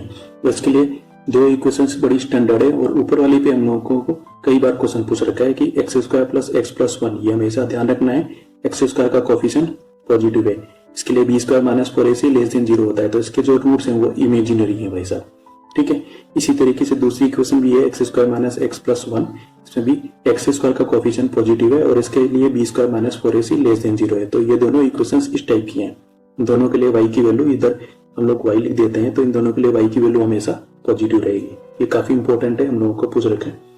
ऐसा कोई भी केस हम लोगों को नहीं पूछ रखा है, लेकिन फिर भी ध्यान कर लेते हैं कि a मान लो नेगेटिव है ना, यहाँ पर माइनस एक्स स्क्वायर लिखा होता और b square minus 4ac less than 0 होता, तो जो ग्राफ बनता है वो एक्स एक्सिस के नीचे बनता, से नीचे की तरफ चला जाता, यानी कि y हमेशा नेगेटिव होता, y हमेशा लेस देन 0 होता। अब देखो इस वाले केस में, मतलब ये जो भी केस है, इन सब केस के अंदर y की जो वैल्यू है वो इस पॉइंट से ऊपर की तरफ ही मिल रही है, चाहे वो इमेजिनरी रूट हो चाहे रियल रूट हो, ना। तो यहाँ पर हम लोगों को y की मिनिमम वैल्यू मिलेगी, ठीक है। क्या मिनिमम वैल्यू मिलेगी, कहां पर मिलेगी, इसके लिए हमारे पास में फॉर्मूला है कि at x equal to minus B upon 2a, minimum value होगी माइनस d अपॉन 4a, तो d की वैल्यू रखते हो तो ये हो जाता है 4ac minus b square upon 4a, तो इन दोनों में से किसी एक को याद कर लो। और इसी तरीके से जब ऐसे ही कोई ग्राफ बन रहे होते हैं तो उस केस में हम लोगों को ये वाला पॉइंट मैक्सिमम का मिल रहा होता है, ठीक, और वैल्यूज वो की वही रहती है ना। x is equal to minus B upon 2a, मतलब यहाँ पर जो x की वैल्यू है कि इस वाले पॉइंट पर y नीचे की तरफ मिल रहा है ना, और जो भी मिल रहा है उससे हम लोगों को क्या लेने देना, जो भी मिलेगा वो तो मैक्सिमम मिलेगा। इस केस में y पॉजिटिव मिल रहा है, इस केस में y 0 मिल रहा है, ठीक है, तो जो मिलेगा वो इस केस में मैक्सिमम होगा। तो x equal to minus B upon 2a पर मैक्सिमम वैल्यू मिलेगी माइनस d अपॉन 4a। तो हम लोगों को ये दो चीजें याद रखनी है कि मिनिमम और मैक्सिमम कहाँ पे मिलता है, x equal to minus B upon 2a पर, ठीक है, और वो कितना मिलता है माइनस d अपॉन 4a। इसी चीज को हम लोग डिफरेंशिएशन से भी कर सकते हैं, y equal to f x दे रखा है तो उसका डिफरेंशिएशन करके इक्वल टू 0 रख दो, तो यहाँ से x आ जाता है, वो x यही आएगा, ठीक है। फिर चेक करना है कि वो मिनिमम होगा कि मैक्सिमम होगा, तो हम लोगों को पता है, दूसरी बार डिफरेंशिएशन करके चेक करते हैं, तो दूसरी बार डिफरेंशिएशन करो, वो ग्रेटर देन 0 आता है तो बोलते हैं कि मिनिमम है, और वो लेस देन 0 आता है तो बोलते हैं कि मैक्सिमम है। तो जिनको डिफरेंशिएशन वाला मेथड सूट करता है वो इस वाले मेथड को यहाँ पर यूज कर सकता है, और जिनको वो नहीं सूट करता है और ये फॉर्मूले सूट करते हैं तो फॉर्मूले यूज करके इस क्वेश्चन को सोल्व करें। बहुत ज्यादा इजी है, बस सीधे ध्यान रखना है कि x equal to minus B upon 2a पर ऐसा होता है, चाहे मिनिमम हो चाहे मैक्सिमम हो, ठीक है, और जो कुछ भी वैल्यू रहेगी वो होगी माइनस d अपॉन 4a, चाहे मिनिमम वैल्यू हो चाहे मैक्सिमम वैल्यू हो, ठीक है। अब हम लोग इन पे बेस्ड क्वेश्चंस करते हैं, देखते हैं कैसे क्वेश्चंस हम लोगों को पिछले 3 साल में पूछ रखे हैं। स्टार्ट करते हैं। तो हमारा नेक्स्ट क्वेश्चन है, what is the minimum value of x into x minus 1 plus 1 to the power 1 upon 3 where x is between 1 and 0, ठीक है। अब देखो ये जो कुछ लिखा है ये क्या है, ये x square minus x plus 1 कोई क्वाड्रेटिक एक्सप्रेशन है, जहां पर ये मिनिमम होगा वहां पर ये पूरा का पूरा मिनिमम हो जाएगा, बस चेक करना है कि कहां पर कैसा है। तो x equal to minus B upon 2a पर ये मिनिमम हो सकता है, तो ये कितना आएगा 1 अपॉन 2, यानी x इक्वल टू 1 अपॉन 2 पर ये मिनिमम हो सकता है, ठीक है। तो ये जो 1 अपॉन 2 है वो 0 और 1 के बीच में आ रहा है, ठीक, तो बस यही मिनिमम वैल्यू है। अब ये कितनी है, ये है माइनस d अपॉन 4 है, यानी कि 4ac minus b square upon 4 solve करते हैं तो कितना आता है 3 अपॉन 4। तो 0 और 1 के बीच में हम लोगों को वैल्यूज मिल रही है, उन सब में सबसे मिनिमम वैल्यू कितनी है 3/4। अच्छा, अब ये कैसे कंफर्म किया, अब ये करने के लिए देखो फिर से वही तरीका है, हम लोग ये x square minus x plus 1 का बी स्क्वायर माइनस 4ac निकालते हैं, देखो कितना आता है बताता हूँ। ये 1 माइनस 4 आएगा, लेस देन 0 आएगा नेगेटिव, इसका मतलब है इसके रूट्स भी इमेजिनरी हैं, एक चीज। दूसरा इसका a कैसा है भाई पॉजिटिव, तो इसका जो ग्राफ बन रहा होगा वो एक्स एक्सिस के ऊपर बन रहा होगा, यानी कि ये सब कुछ जो भी है वो इस तरीके से है, पॉजिटिव है। ये बात समझ में आ रही है, ठीक है। अब देखो 0 मान लो यहाँ पर कहीं पर है और 1 यहाँ पर कहीं पर है, 1/2 इनके बीच में है, 1/2 पर इसकी वैल्यू हम लोगों को क्या मिल रही है 3/4। तो ये जो एक्सप्रेशन होता है वो मिनिमम और मैक्सिमम दोनों के लिए होता है, सेम होता है, लेकिन बस हम लोगों को ये पता होना चाहिए कि ग्राफ कैसे बन रहा है। तो जब ग्राफ ही ऐसे बन रहा है तो मिनिमम वैल्यू ही होनी है, ये तो कोई ग्राफ ऐसे बनता जिसमें a नेगेटिव होता, नीचे की तरफ ग्राफ होता, तब फिर वो मैक्सिमम वैल्यू होती। तो फिलहाल हम लोगों को इस बारे में सोचना ही नहीं है। ये कैसा है, पॉजिटिव है, तो इसका मतलब है ग्राफ ऐसे बन रहा होगा ऊपर की तरफ, तो जो आया है वही मिनिमम वैल्यू है। ठीक है, तो इसकी जो मिनिमम वैल्यू है कितनी है, 3/4, तो पूरे की कितनी हो जाएगी, 3/4 टू द पावर 1/3। ऐसा नहीं पता करना है, तो सीधे सीधे y is equal to x square minus x plus 1 लिखो, डिफ्रेंसिएशन करो, dy by d x is equal to कितना आ जाएगा, 2x माइनस 1, और इसको 0 रख दो, तो 2x minus 1 is equal to 0 से x इक्वल टू कितना मिलेगा, 1/2, यानी कि x इक्वल टू 1/2 पर ये मिनिमम मैक्सिमम हो सकता है। दोबारा से डिफ्रेंसिएशन कर लो, तो d2y बाई डी एक्स 2 कितना मिलेगा, यहाँ से 2 मिलेगा, ग्रेटर देन 0 है, इसका मतलब है कि मिनिमम वैल्यू मिलेगी। कितनी मिलेगी वो यहाँ रख के देख लो, x इक्वल टू 1/2 रखो यहाँ पे, y एट 1/2 कितना आएगा, 1/4 माइनस 1/2 प्लस 1, तो यहाँ कितना आ जाएगा, माइनस 1/4 प्लस 1 यानी कि 3/4, तो वो सेम ही आना है रियल। तो ये कॉन्सेप्ट भी काम का ही है, नहीं तो ये कभी कन्फ्यूजिंग लगता है, तो सीधे सीधे डिफरेंशिएशन वाला मेथड तो हम लोग अप्लाई कर ही सकते हैं। तो जो हमारा आंसर है वो क्या हो जाएगा, फर्स्ट वाला। नेक्स्ट क्वेश्चन है, suppose fx is such a quadratic expression that it is positive for all real x। ठीक भाई, if gx is equal to fx plus f dash x plus f double dash x, then for any real x gx कैसा है, positive negative equal to 0 वगैरह। ठीक है भाई, तो हम लोग fx मान लेते हैं कि ax square plus bx plus c है, और क्योंकि क्वाड्रेटिक इक्वेशन लिखा हुआ है इसलिए मान लिया। और क्या लिखा हुआ है भाई, it is always positive for all real x, इसका मतलब है इसके लिए जो बी स्क्वायर माइनस 4ac है ना, वो लेस देन 0 है और a ग्रेटर देन 0 है, ये ध्यान रखना है ना। तो इसका ग्राफ कैसे बनेगा, ऐसे एक्सिस के ऊपर की तरफ इसको कट नहीं करेगा, इसलिए b square minus 4ac less than 0 और ऊपर की तरफ बनेगा हमेशा, क्योंकि क्या लिखा हुआ है, ये हमेशा पॉजिटिव है ना, इसलिए a ग्रेटर देन 0 होना चाहिए। मैंने बताया था ना, दो तरह के ग्राफ होते हैं, कैसा और एक ऐसा। इसमें तो एक्सिस के नीचे आ जाएगा तो y की वैल्यू हमेशा नेगेटिव आएगी, तो ये तो हम लोग को चाहिए नहीं, बस ये चाहिए। तो ये दो चीजें हम लोग को एडिशनल यहाँ पे ध्यान रखनी है। अब f डैश x क्या आएगा, 2x प्लस बी, और f डबल डैश x क्या आएगा, 2a। ठीक है, तो जो gx है इन तीनों का सम है, सम करके अपन ने लिख दिया। अब इसके बारे में चेक करना है कि ये कैसा है ना, तो इसका बी स्क्वायर माइनस 4ac हम लोग निकालते हैं।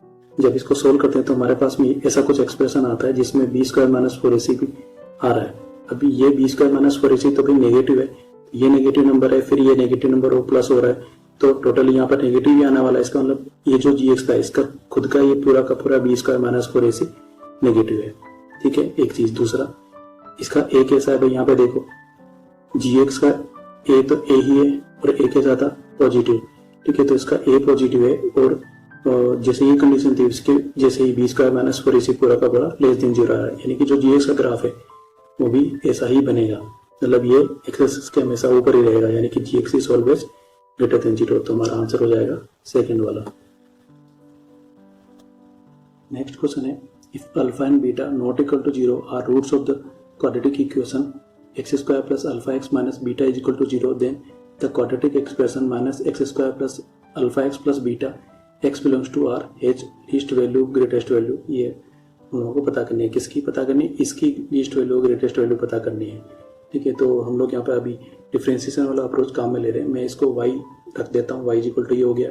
डिफरेंशिएशन करते हैं तो माइनस 2x प्लस अल्फा आएगा, डिफरेंशिएशन को इक्वल टू 0 रखेंगे तो x equal to alpha by 2 पर हम लोगों को इसकी कुछ ना कुछ वैल्यू मिलेगी, मिनिमम या मैक्सिमम अभी ट्राई करते हैं। दोबारा से इसका डिफरेंशिएशन करते हैं तो माइनस 2 आएगा, ये लेस देन 0, इसका मतलब x equal to alpha by 2 पर हम लोगों को जो वैल्यू मिलेगी वो ग्रेटेस्ट मिलेगी। ठीक है, अब वो क्या मिलेगी ये हम लोगों को ट्राई करना है, क्योंकि हम लोग को लीस्ट और ग्रेटेस्ट वैल्यू निकालनी है। ग्रेटेस्ट वैल्यू मिल रही है तो ये दोनों ऑप्शन तो हमारे गलत हो गए, अब इन दोनों में से चेक करना है। अब ये x equal to alpha by 2 कहाँ रखेंगे, इसके अंदर रखेंगे, क्योंकि इसकी वैल्यू हम लोगों को निकालनी है, तो यहाँ रखते हैं। तो माइनस अल्फा स्क्वायर बाई 4 हो जाएगा ये, फिर यहाँ पे अल्फा और alpha, alpha square by 2 plus beta. अब इसको हम लोगों को सॉल्व करना है, तो हमारे पास में ये आएगा alpha square by 4 plus beta. ठीक है, अब ये सब हम लोगों को अभी नहीं पता है ना। तब देखो क्या करते हैं, यहाँ पर रूट्स लिखे हैं अल्फा और बीटा, तो sum of roots alpha plus beta is equal to minus B upon a के हिसाब से माइनस अल्फा आएगा, और प्रोडक्ट ऑफ रूट क्या आएगा, alpha into beta is equal to minus beta. ये जो माइनस बीटा है वो यहाँ से आ रहा है। ठीक है, अब यहाँ से हम लोग इसको थोड़ा सा सोल्व करते हैं, तो अल्फा की वैल्यू -1 आ रही है, अल्फा की वैल्यू -1 उठा के यहाँ रख दो तो बीटा की वैल्यू 2 आ गई। तो यहाँ से अल्फा बीटा एक्चुअली हम लोगों को पता चल गई, यहाँ पुट कर दो तो वाई की वैल्यू हो जाएगी 9/4। ठीक है, तो ग्रेटेस्ट वैल्यू कितनी है, 9/4। ये हमारा आंसर। नेक्स्ट क्वेश्चन है what is the value of k for which the sum of the squares of the roots of this is minimum. Sum of the squares of the roots of this equation, यानी कि इसके roots का square करेंगे, उनका सम करेंगे और फिर उसको मिनिमम करेंगे, और वो कौन से k के लिए है। ठीक भाई, तो इसके रूट्स हम लोग अल्फा और बीटा मान लेते हैं। तो हम लोगों को क्या करना है, alpha square plus beta square, ये हो गया sum of squares is equal to p, इसको मिनिमम करना है और उसके लिए k पता करना है। ठीक है, तो alpha square plus beta square हो जाएगा alpha plus beta whole square minus 2 alpha beta. ये कहाँ से आएंगे, इस इक्वेशन से आ जाएंगे, क्योंकि इसके रूट्स अल्फा बीटा माने हम लोगों ने। तो alpha plus beta is equal to minus B upon a के हिसाब से माइनस माइनस प्लस हो जाएगा 2k माइनस 2 अपॉन 2, 2 से 2 कैंसिल तो k माइनस 2 आएगा, ये यहाँ रख दिया। फिर alpha into beta C upon a के हिसाब से minus k plus 1 divided by 2, ये यहाँ पे रख दिया। अब इसका 2 और ये 2 कैंसिल हो गए, इसको सोल्व करते हैं तो हमारे पास में ये कुछ क्वाड्रेटिक एक्सप्रेशन आ जाता है। ठीक है, अब चेक करते हैं कि ये मिनिमम कहाँ पर है। तो ये माइनस बी अपॉन 2a पे होता है, क्योंकि क्वाड्रेटिक एक्सप्रेशन के लिए फिक्स फॉर्मूला है। तो k इज इक्वल टू 3/2 पर ये मिनिमम होगा। या तो ये यहाँ से कर लो या फिर इसका डिफरेंशिएशन कर लो, क्योंकि ये एक एक्चुअली इक्वेशन थी p is equal to something, तो dp अपॉन dk कर दो और इक्वल टू 0 रख दो, तो k इक्वल टू 3/2 आएगा, यानी कि k इज इक्वल टू 3/2 पर ये मिनिमम है। ठीक है, तो चाहे तो ये मेथड यूज करो चाहे ये मेथड यूज करो, हमारा आंसर हो जाएगा थर्ड वाला। अगला क्वेश्चन है the function f A to R is defined by the equation f x equal to x square minus 4x plus 5 where A is equal to 1,4। ए खाली इसमें से आ रहा है, 1 और 4 शामिल नहीं है। What is the range of the function, जो रेंज आएगा वो रियल नंबर में से आना चाहिए। ठीक है, तो देखते हैं क्या हो रहा है। तो पहले तो इसके लिए चेक करते हैं कि इसके रूट्स कैसे हैं, रियल है इमेजिनरी है ना। तो x square minus 4x plus 5 is equal to 0 हम लोग रख देते हैं। इसके लिए b square minus 4ac check करते हैं, तो ये आता है -4 लेस देन 0 आ गया, और इसका ए कैसा है, पॉजिटिव है। तो इसका मतलब इसका जो ग्राफ है ऊपर की तरफ बनेगा।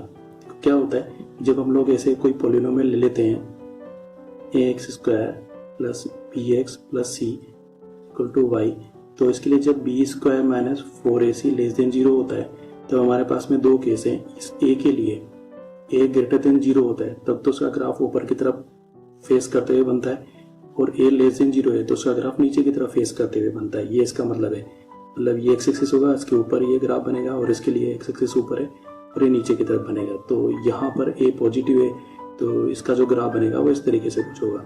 ये बात समझ में? ठीक है, तो यहाँ से हम लोगों को कुछ पता चल रहा है कि ठीक 1 यहाँ पर होगा, कहीं 4 यहाँ पर होगा, तो इसका कुछ मिनिमम वैल्यू बीच में कहीं पर आने के चांस बनते हैं। तो हम लोग चेक करते हैं कि मिनिमम वैल्यू कहाँ पर आ रहा है और कितना आ रहा है। ठीक है, तो इसके लिए हमारे पास में फॉर्मूला होता है कि x equal to minus B upon 2a पर मिनिमम वैल्यू होती है माइनस डी अपॉन 4a। मतलब मिनिमम भी हो सकता है, मैक्सिमम भी हो सकता है। इस वाले केस में मैक्सिमम वैल्यू होता है और इस वाले केस में मिनिमम होता है। तो फिलहाल ये केस है, तो मिनिमम वैल्यू कितनी हो जाएगी, माइनस डी अपॉन 4a। इसको कैलकुलेट करते हैं तो ये आती है 1। ठीक है, तो एक्चुअली ये पॉइंट हम लोगों को पता चल गया कि ये पॉइंट की जो y वाली वैल्यू वो कितनी है, 1 है। फिर ये कहाँ पर आ रहा है, मतलब कौन से x पर आ रहा है, ये होता है माइनस बी अपॉन 2 है, तो पता चला ये x इक्वल टू 2 पर आ रहा है। अब x इक्वल टू 2 1 और 4 के बीच में है। ठीक भाई, तो इसका मतलब है कि यहाँ पर कहीं पर मिनिमम वैल्यू मिलेगी, और वो जो मिनिमम वैल्यू है वो कितनी है, 1 है। ठीक है, तो ये जो पॉइंट है ये एक्चुअली हो गया 2,1। अब उसके बाद में y इधर इंक्रीज हो रहा है, इधर भी इंक्रीज हो रहा है, तो हम लोगों को तो रेंज पूछा है ना। ये तो पूछा है what is the range of the function, means find out the value of fx और find out the value of y if x is from 1 to 4। तो हम लोग ट्राई करते हैं। मान लो ये 1 होता, 1 है नहीं, 1 शामिल नहीं है और 4 भी शामिल नहीं है। मान लो ये 1 होता तो फंक्शन की वैल्यू कितनी होती, 2 तक होती, और ये मान लो 4 होता तो फंक्शन की वैल्यू कहाँ तक होती, 5 तक। कैसे निकालेंगे, ये जो फंक्शन है ना इसमें x इक्वल टू 1 पुट कर दो, ये आ जाएगा f1। फिर उसके बाद में इसी फंक्शन में x इक्वल टू 4 पुट कर दो, ये f4 आ जाएगा 5। तो इसका मतलब है कि यदि 1 होता तो इसकी वैल्यू कितनी होती भाई, इसकी वैल्यू 2 ही रहती, और जो वैल्यू 4 होती तो उसकी y की वैल्यू कितनी आ जाती, 5 तक। यानी कि रेंज का मतलब y की वैल्यू कहाँ से लेकर कहाँ तक जा रही है, तो y की वैल्यू अल्टीमेटली 1 से लेकर कहाँ तक जा रही है, इस 5 तक ही जा रही है। 5 शामिल नहीं होगा क्योंकि यहाँ पर ये 4 शामिल नहीं है, तो हम लोग बोलेंगे कि 1 तो शामिल है क्योंकि इन दोनों के बीच में आ रहा है। ठीक है, तो 1 तो शामिल है, और तो 1 पे कैपिटल ब्रैकेट लगाएंगे और 5 पे कैपिटल ब्रैकेट नहीं लगाएंगे क्योंकि यहाँ पर 4 शामिल नहीं है। तो हमारा आंसर जो हो जाएगा 1 से लेकर 5 तक 1 शामिल है और 5 शामिल नहीं है। ये हमारा answer. If the graph of a quadratic polynomial lies entirely above x axis then which one of the following is correct. तो ये तो बेसिक थ्योरी से रिलेटेड क्वेश्चन है। तो देखो क्या होता है कि अपने पास में मान लो ये एक्स एक्सिस है, ठीक है, और एक्स एक्सिस की इक्वेशन y इक्वल टू 0 होती है ना। तो क्वाड्रेटिक इक्वेशन जो होता है ना उसको हम लोग कुछ ऐसे लिखा करते हैं, ax square plus b x plus c is equal to 0। तो जो उसका मतलब होता है वो कुछ ऐसे होता है कि ये पहले क्वाड्रेटिक पॉलिनोमियल था y is equal to this one, फिर हम लोगों ने y की वैल्यू 0 रख दी और हमारे पास में ये यहाँ से लेकर यहाँ तक क्वाड्रेटिक इक्वेशन आ गई, ठीक है, ये हम लोगों को पता है। तो अब हमारे पास में यहाँ पे दो इक्वेशन हैं, एक तो y इक्वल टू 0 और दूसरा y equal to x square plus b x plus c, ठीक है। अब y इक्वल टू 0 क्या होता है, एक्स एक्सिस होता है, और y equal to x square plus b x plus c क्या है, ये क्वाड्रेटिक पॉलिनोमियल ही है। तो जो हम लोग इसका ग्राफ बनाते हैं तो ये एक्स एक्सिस को, ये दरअसल एक्स एक्सिस था, ये एक्स एक्सिस को कट भी कर सकता है, नहीं भी कर सकता है, टच भी कर सकता है। तो जो हमारे पास में ऐसा केस होता है कि ये graph y equal to x square plus b x plus c वाला ये एक्स एक्सिस को कट भी नहीं कर रहा, टच भी नहीं कर रहा, तो हमको इमेजिनरी रूट्स मिलते हैं। और इसकी कंडीशन को हम लोग ऐसे पढ़ा करते हैं कि b square minus 4ac less than 0 imaginary roots.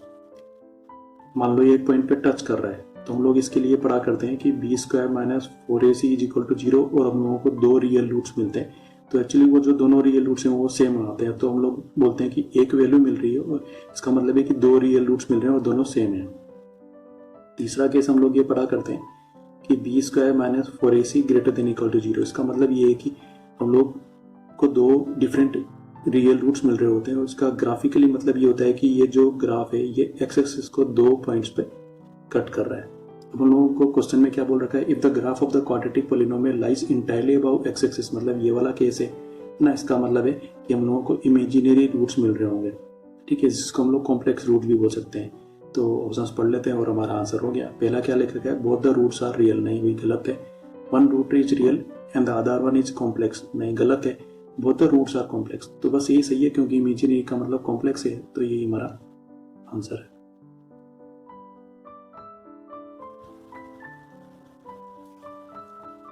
Next type के क्वेश्चंस में हम लोगों को बहुत ही सिंपल क्वेश्चन पूछ रखे हैं।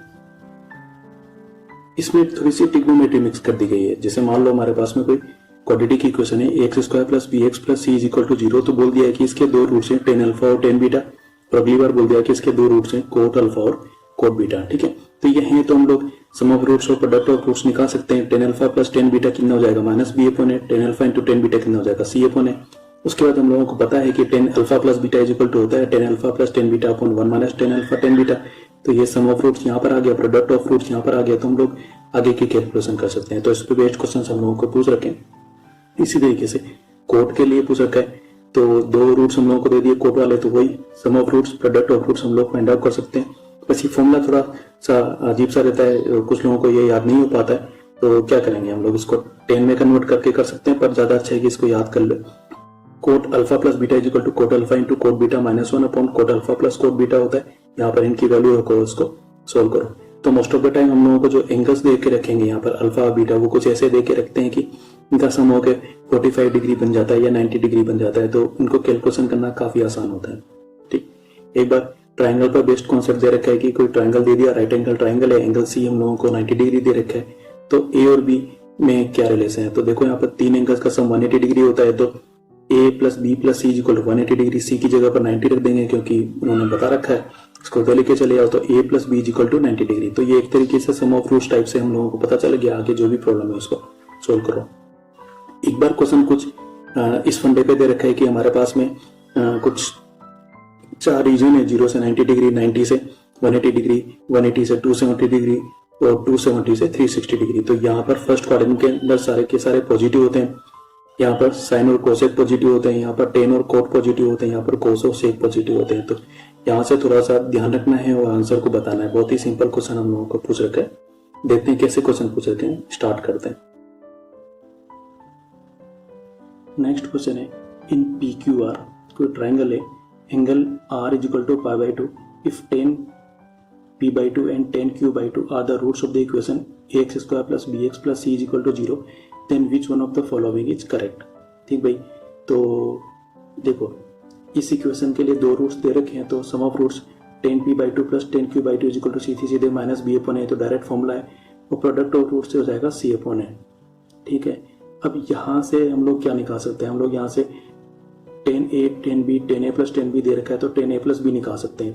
फॉर्मूला बनता है 10a plus b is equal to 10a plus 10b divided by 1 minus 10a 10b। तो यहाँ पर इनकी वैल्यू रख के हम लोग ये कैलकुलेट कर सकते हैं। ठीक है, जब हम लोग ये कैलकुलेट करेंगे तो यहाँ पर p/2 प्लस q/2 आएगा, और एलसीएम लेंगे तो p plus q divided by 2 आएगा। अब यहाँ पर सोचना है, इसके लिए हम लोगों को ये हिंट दे रखी है कि जो एंगल r है वो π/2 है, तो हम लोग ये ट्राइंगल मान लेते हैं। इसमें इस वर्टेक्स को हम लोगों ने p मान लिया, इसको q मान लिया, और ये 90 डिग्री वाले को r मान लिया। ठीक भाई, अब तीनों एंगल्स का सम कितना होता है, P Q R is equal to 180 degree. R को उधर लेके चले गए, 180 माइनस आर 90 है, तो P plus Q is equal to कितना आएगा 90। बस यही जो हिंट हम लोगों को दे रखी थी वो यहाँ पे पुट कर देनी है।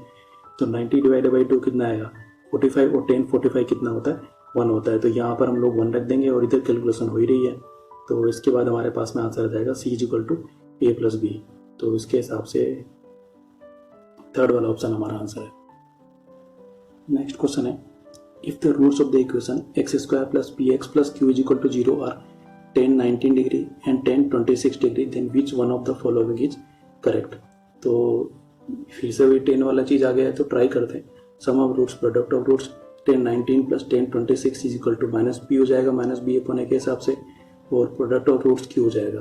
अब 10a प्लस बी देखते हैं, तो 10a plus b is equal to 10a plus 10b divided by 1 minus 10a 10b होता है, तो 10a प्लस बी की वैल्यू मतलब ये यहाँ रख देंगे, और प्रोडक्ट की वैल्यू यहाँ लिख देंगे। अब देखो 19 प्लस 26 इज इक्वल टू 45 आ रहा था, तो 10 45 1 होता है, इसलिए इससे होके 1 हो गया, और यहाँ पर इसकी वैल्यू हमारे पास में कितनी है माइनस पी, और ये हो जाएगा 1 माइनस क्यू, रख दिया, इधर उधर लेके चले गए, तो आया कि q minus p is equal to 1। तो q minus p is equal to 1 first वाले ऑप्शन में लिखा हुआ है, बस ये आंसर है।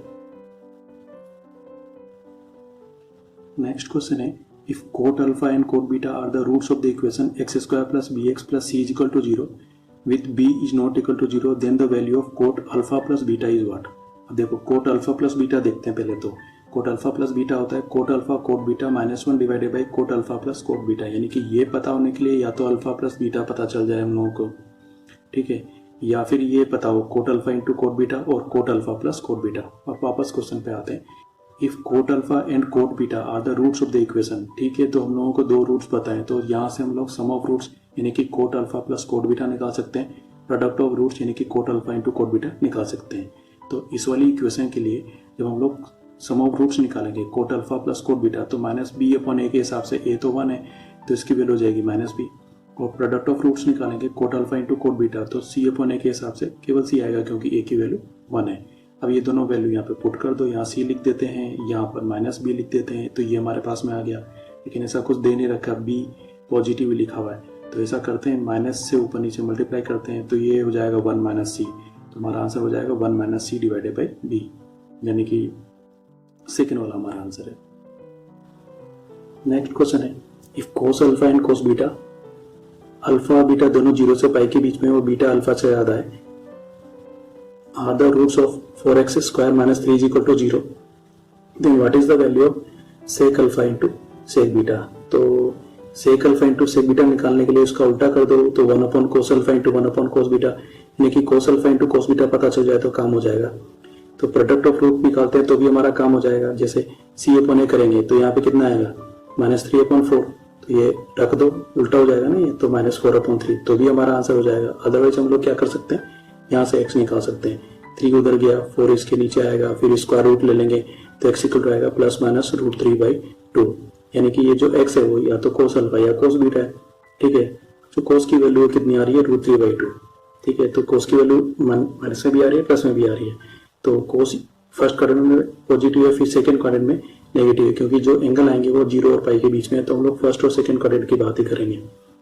फर्स्ट क्वाड्रेंट के अंदर √3/2 कोस के लिए कब आता है 30 डिग्री पर, तो ये 30 डिग्री एंगल है, तो ये कितना आएगा 180 में से 30 को माइनस करना है, ये 150 आएगा, यानी कि अल्फा हमारे पास में 30 है, क्योंकि अल्फा और बीटा में से बीटा बड़ा है और अल्फा छोटा है, तो बड़ा वाला एंगल तो ये से गिना जाएगा ना, ये अल्फा हो जाएगा और ये बीटा 150 और अल्फा 30 है।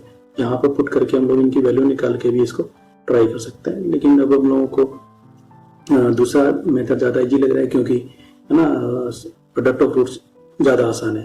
ठीक है, तो ये मेथड हम लोगों को थोड़ा सब पता होना चाहिए कि जो लिखा है इसका मतलब क्या है।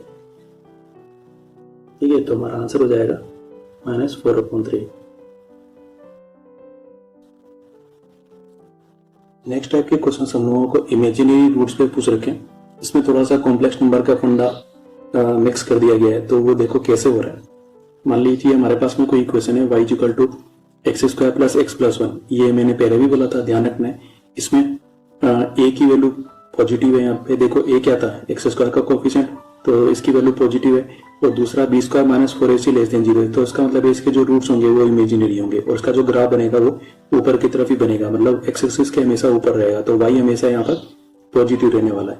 तो काम की बात ये होगी कि ये जो भी क्वाड्रेटिक इक्वेशन बनेगी यहाँ से x² + x + 1 = 0, इसके इमेजिनरी रूट्स बनेंगे। ठीक है, तो कैसे बनेंगे ये जरा सा देख लेते हैं। -b ± √b² - 4ac/2 वाला फॉर्मूला लगाते हैं तो हमारे पास में आता है x = -1 ± √3 i/2 प्लस अलग कर दिया, माइनस अलग कर दिया, तो x = आया -1 + i/√3/2 और आया -1 - i/√3/2। तो ये जो है ये दोनों ओमेगा और ओमेगा स्क्वायर से लेके आते हैं। इनमें से किसी को भी ओमेगा लिखो, किसी को भी ओमेगा स्क्वायर लिखो, कोई फर्क नहीं पड़ता। तो मैंने इसको ओमेगा लिख दिया, इसको ओमेगा स्क्वायर लिख दिया है। ठीक है, तो यहाँ देखते ही क्लिक हो जाना चाहिए कि यहाँ पर थोड़ा बहुत ओमेगा वाला फंडा लग गया है, कॉम्प्लेक्स नंबर वाला फंडा लग गया है। ठीक है, तो बस सीधे सीधे ओमेगा क्यूब = 1 याद आ जाना चाहिए। 1 + ओमेगा + ओमेगा स्क्वायर = 0 होता है। ये दोनों फंडों पे 2-3 बार क्वेश्चन पूछ रखे हैं। ठीक है, अब यहाँ पर देखो ये तो सीधे सीधे समझ में आता है कि ओमेगा क्यूब = 1 है, लेकिन यहाँ पे कभी कभी दिक्कत तो आती है। तो ऐसा कोई रिलेशन है या ऐसा कुछ एक्सप्रेशन बन गया तो ओमेगा + ओमेगा स्क्वायर की वैल्यू उस 1 को इधर लेके जाओ, इसकी वैल्यू हम लोग -1 लिख सकते हैं। या फिर 1 + ओमेगा की वैल्यू इसको इधर लेके जाओ, चले जाओ -ओमेगा स्क्वायर लिख सकते हैं। या फिर 1 + ओमेगा स्क्वायर की वैल्यू इसको इधर लेके चले जाओ -ओमेगा लिख सकते हैं। इस तरीके से लिख के हम लोग क्वेश्चन को सोल्व कर सकते हैं। तो जब कभी ये दिखे कि x² + x + 1 = 0 तो समझ जाना है कि इमेजिनरी रूट्स मिलेंगे और जो रूट्स मिलेंगे वो ओमेगा और ओमेगा स्क्वायर होंगे। समझ। नेक्स्ट हमारे पास में मान लो कोई क्वाड्रेटिक इक्वेशन है और उसके इमेजिनरी रूट्स हैं, तो वो हमेशा पेयर्स में होते हैं। तो एक रूट अल्फा + आइटा बीटा है तो ऑटोमेटिकली दूसरा रूट अल्फा - आइटा बीटा होगा। ठीक है, और इरेशनल रूट्स हैं, एक रूट अल्फा + रूट बीटा है तो दूसरा अल्फा - रूट बीटा होगा। तो ये फंडे भी हम लोगों को ध्यान रखने हैं। हालांकि ऐसा कोई क्वेश्चन हम लोग को पूछ नहीं रखा। चलो अब इन पे बेस्ड क्वेश्चन हम लोग करते हैं।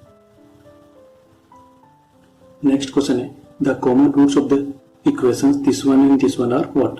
तो देखो हम लोग को ऐसे रूट निकालने जो दोनों में कॉमन है। तो हम लोगों ने क्या किया, पहले -1 को इनमें रख के देखा है ना, क्योंकि -1 इन दोनों में है ना, तो -1 रख के देख लेते हैं। तो -1 रखते हैं तो यहाँ पर हमारे पास में क्या आएगा, -1, फिर यहाँ 2 आएगा, यहाँ -2 आएगा और यहाँ पर 1 आएगा। तो ये सेटिस्फाई होकर 0 हो जाएगा। 2 और -2 कैंसिल, -1 और 1 कैंसिल। इसमें भी रख के देखते हैं। यहाँ रखेंगे तो देखो -1 to the power odd number तो -1 आएगा, -1 to the power even number तो 1 आएगा, ये +1 तो यहाँ पर ये -1 और 1 तो कैंसिल हो जाएंगे, लेकिन इसका आंसर 0 नहीं आएगा। तो -1 इन दोनों को सेटिस्फाई नहीं कर रहा है, इसको कर रहा है लेकिन इसको नहीं कर रहा। तो यहाँ तो कॉमन रूट चाहिए। इसका लो ये दोनों हमारा आंसर नहीं है, बच गए ये दोनों।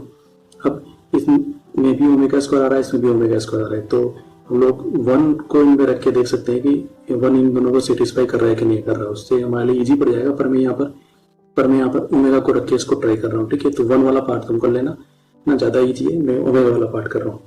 ठीक, तो मैं यहाँ पे ओमेगा लिखता हूँ। ये हो जाएगा omega cube +2 omega square +2 omega +1। ठीक है, इसको ट्राई करते हैं। तो ओमेगा क्यूब 1 होता है।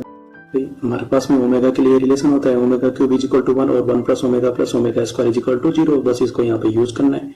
ओमेगा क्यूब 1 हो जाएगा, फिर ये 1 और 1 2 हो जाएगा। इन सब में से 2 कॉमन ले लेंगे तो ब्रैकेट में आएगा 1 + ओमेगा + ओमेगा स्क्वायर। ये तो 0 होता है, तो 2 × 0 यानी कि 0।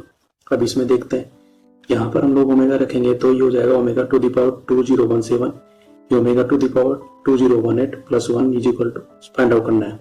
मैंने क्या किया, मैंने इस पावर को ब्रेक कर दिया। इसको ब्रेक किया है 2016 + 1 और इसको ब्रेक किया है 2016 + 2। तो ये तो हमारे पास में 2016 हो जाने वाला है। ठीक है, और साथ में ओमेगा आएगा और ये हमारे पास में 2016 हो जाएगा, साथ में ओमेगा स्क्वायर आएगा। अब यहाँ पे क्या है, ये omega to the power 672 cube है, तो इसको हम लोग ऐसे भी तो ले सकते हैं, omega cube two the power 672। Omega cube 1 होता है। ठीक है, तो पूरा क्या हो जाएगा 1, ऐसे ये भी 1 हो जाएगा। तो ये दोनों तो हमारे पास में 1 है। क्या बचेगा, ओमेगा स्क्वायर और 1। ये अल्टीमेटली कितना हो जाने वाला है जीरो। है बस समझ। इसी तरीके से जब ओमेगा स्क्वायर को रख के देखेंगे तो भी ये दोनों को सेटिस्फाई कर देगा। मैंने एक पार्ट कर रखा है, दूसरा पार्ट ये वाला तुम कर लेना। 1 तो वैसे भी सेटिस्फाई नहीं कर रहा है, रख के देख लो। यहाँ पे 1 1 1 रखेंगे तो 3 आएगा, इक्वल टू 0 थोड़ा ना आया, तो ये वैसे भी सेटिस्फाई नहीं कर रहा है, तो यही हमारा आंसर है। मैंने खाली ये बताने के लिए कि omega cube is equal to 1 और 1 plus omega square equal to 0 वाला फंडा यहाँ पे कैसे वर्क कर रहा है, इसलिए ये सोल्व किया है। तो जो लास्ट वाला पार्ट है कि ओमेगा स्क्वायर पुट करना है इसके अंदर, ये तुम कर लेना, ये सेटिस्फाई होगा। ठीक है, तो ये हमारा आंसर है। नेक्स्ट क्वेश्चन है, if alpha and beta are the roots of x square plus x plus 1 is equal to 0, then what is sigma alpha to the power j, beta to the power j and j is varying from 0 to 3 equal to what. देखो इस equation को याद कर लेना है। इस equation के लिए b square minus 4ac less than 0 होता है। इसका मतलब इस इक्वेशन के जो रूट्स हैं वो एक ओमेगा है, दूसरा ओमेगा स्क्वायर। ठीक है, ये मैंने यहाँ पे सोल्व करके भी बता रखा है। ठीक, तो बस ये याद कर लेना है हम लोगों को, अब इसको छोड़ना नहीं है। पहले भी ऐसे क्वेश्चन आ चुका है, फिर आ गया है। तो अब जो पूछा है उसको हम लोग देखते हैं। यहाँ पे बोल रखा है कि alpha to the power j करना है, beta to the power j करना है, j को 0 1 2 3 ऐसे रखना है, क्योंकि ये 0 से स्टार्ट होगा 3 तक जा रहा है। तो हम लोगों ने लिख दिया, पहले j की वैल्यू 0 रखी, फिर 1 रख दी, फिर 2 रख दी, फिर 3 रख दी। अब alpha to the power 0 beta to the power 0, ये तो 1 हो जाना है, ये 1 हो गया, 1 हो गया। फिर अल्फा की जगह मैंने यहाँ पे एक अल्फा को ओमेगा मान लिया और बीटा को ओमेगा स्क्वायर मान लिया, ये रख दिया। फिर अल्फा स्क्वायर बीटा स्क्वायर रख दिया, फिर अल्फा क्यूब बीटा क्यूब रख दिया। तो सॉल्व करते हैं। तो ओमेगा टू द पावर 6 को हम लोग ओमेगा क्यूब लिख देते हैं। ये ओमेगा क्यूब 1 हो ही जा रहा है। ठीक है, ये जो ओमेगा टू द पावर 4 है इसको ओमेगा क्यूब इंटू ओमेगा लिख देते हैं। ठीक भाई, और यहाँ पर मान लेते हैं कि ये जो 1 प्लस ओमेगा स्क्वायर, ये तो 0 हो जाएगा, ये 0 लिख दिया, तो एक 1 बचेगा और एक ओमेगा स्क्वायर बचेगा। अब यहाँ पे ओमेगा क्यूब 1 हो जाएगा तो एक ओमेगा बचेगा। यहाँ पे ओमेगा क्यूब 1 है, ये भी 1 है, तो 1 इंटू 1 यानी कि 1 आ जाएगा। तो 1 और 1 हमारे पास में ये 2 हो जाएगा। ये पूरा 0 हो जाने वाला है, तो 1 और 1 2, बस यही हमारा आंसर है, फोर्थ वाला ऑप्शन। हमारा नेक्स्ट क्वेश्चन है, if alpha and beta are the roots of the equation 1 plus x square equal to 0, then the matrix product this one in this one is equal to what. अब देखो, जब हम लोग ये try करने की कोशिश करते हैं तब क्या हो रहा है, तो पहले तो चलो देख लेते हैं कि अल्फा और बीटा इसके रूट्स हैं। तो हमारे पास में सम ऑफ रूट्स आ सकते हैं, हमारे पास में प्रोडक्ट ऑफ रूट्स आ सकते हैं, ये सब वगैरह वैल्यूज हम लोगों को यहाँ से पता है। तो देखते हैं क्या हो रहा है। पहले मैं इसको ओपन करता हूँ, फिर मैं इसके बारे में बात करता हूँ। तो ये दोनों मैट्रिक्स मल्टीप्लाई हो रहे हैं, तो क्या होगा बताओ जरा। ये लाइन इस कॉलम में जाएगा तो 1 इंटू अल्फा यानी कि अल्फा, फिर बीटा इंटू 1 यानी कि बीटा, फिर ये लाइन इस कॉलम में जाएगा 1 इंटू बीटा यानी कि बीटा, बीटा इंटू बीटा यानी कि बीटा स्क्वायर, खत्म। और ये सेकेंड लाइन फर्स्ट कॉलम में जाएगी, alpha into alpha means alpha square, फिर अल्फा इंटू 1 यानी कि अल्फा। फिर ये सेकेंड लाइन सेकेंड कॉलम में जाएगी, अल्फा इंटू बीटा यानी कि अल्फा बीटा, फिर अल्फा इंटू बीटा यानी कि अल्फा बीटा। ठीक है, अब यहाँ पर हम लोगों को सम ऑफ रूट्स मिल रहे हैं। यहाँ पर ऐसा कुछ अभी खास नजर आ नहीं रहा है, इधर प्रोडक्ट ऑफ रूट्स मिल रहे हैं। ठीक है, तो हम लोग इसके बारे में जरा सा सोचते हैं। देखो, यहाँ से सम ऑफ रूट्स हम लोग फाइंड आउट कर सकते हैं, alpha plus beta is equal to minus b होने के हिसाब से, और अल्फा इंटू बीटा भी निकाल सकते हैं। लेकिन यहाँ पे क्या करेंगे, यहाँ पे ऐसा कुछ नहीं कर पाएंगे, एक चीज। दूसरा, जो लिखा हुआ है x square plus x plus 1, इससे हम लोगों को कभी भी रियल रूट्स मिलते ही नहीं है। इससे तो इसका b square minus 4ac less than 0 है, तो यहाँ से हम लोगों को हमेशा इमेजिनरी रूट्स मिलेंगे ना भाई। ठीक है, और वो भी कौन से रूट्स मिलते हैं जरा सा याद करो। इससे हम लोगों को हमेशा ये मिलता है भाई साहब, -1 प्लस माइनस आयटा रूट 3/2, और ये काफ़ी फेमस है, ओमेगा और ओमेगा स्क्वायर। ठीक है, तो हम लोग यहाँ पर इनको ओमेगा और ओमेगा स्क्वायर को इस इक्वेशन के रूट्स मान लेंगे, यानी कि एक अल्फा ही हो जाएगा तो दूसरा अपने आप बीटा हो जाएगा। इनमें से अल्फा बीटा हम लोग किसी को भी ले सकते हैं।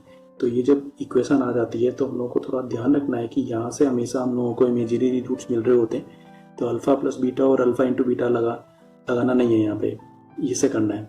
ठीक, तो एक रूट अल्फा मीन्स ओमेगा हो गया, दूसरा root beta means omega square हो गया। अब हमारे पास में इनके लिए रिलेशन होता है कि omega cube is equal to 1 और 1 plus omega square is equal to 0। ठीक है, तो हम लोगों ने अल्फा बीटा मान लिए और यहाँ पे पुट कर दिए, तो ये हो जाएगा ओमेगा प्लस ओमेगा स्क्वायर इसके लिए omega square omega to the power 4, फिर इसके लिए ओमेगा स्क्वायर ओमेगा, फिर इसके लिए ओमेगा क्यूब।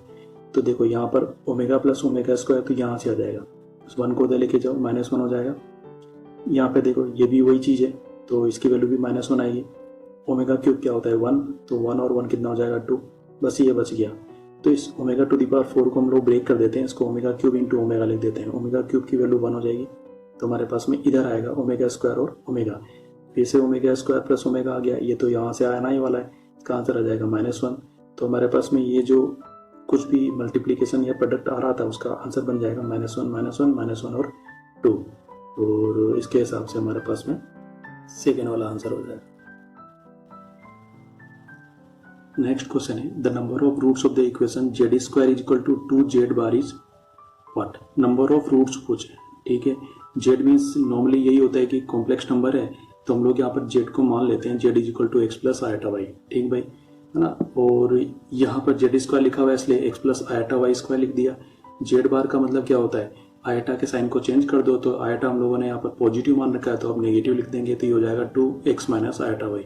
अब इस ब्रैकेट को ओपन करते हैं तो हमारे पास में आएगा x square minus y square plus 2 iota x y, इधर कितना आएगा 2x माइनस 2 आयोटा वाई, ठीक भाई। अब जब ऐसा होता है कि लेफ्ट में भी कॉम्प्लेक्स नंबर है राइट में भी कॉम्प्लेक्स नंबर है, तो हम लोग रियल पार्ट अलग कर लेते हैं, इमेजिनरी पार्ट अलग कर लेते हैं। तो यहाँ के रियल पार्ट क्या है लेफ्ट के, x square minus y square, उधर रियल पार्ट क्या है 2x, तो x square minus y square 2x के इक्वल है, और इमेजिनरी पार्ट क्या है 2xy, आयोटा को छोड़ देते हैं, और इधर क्या है -2y, माइनस को शामिल करना पड़ेगा, तो इसका मतलब है 2xy is equal to -2y। इसको सोल्व करना है, 2 से 2 कैंसिल, तो y को उधर लेके जाओ तो हमारे पास में हो जाएगा y into x plus 1 is equal to 0। अब यहाँ से या तो y इज इक्वल टू 0 है या x plus 1 is equal to 0 है, तो ये जो दो केस आए y इज इक्वल टू 0 और x इज इक्वल टू -1, इन दोनों को यहाँ पे रखना है 1 बाई 1। तो पहले मैं y इज इक्वल टू 0 यहाँ पुट करता हूँ, तो y is equal to 0 put करूंगा तो ये हट जाएगा, x square is equal to 2x आएगा।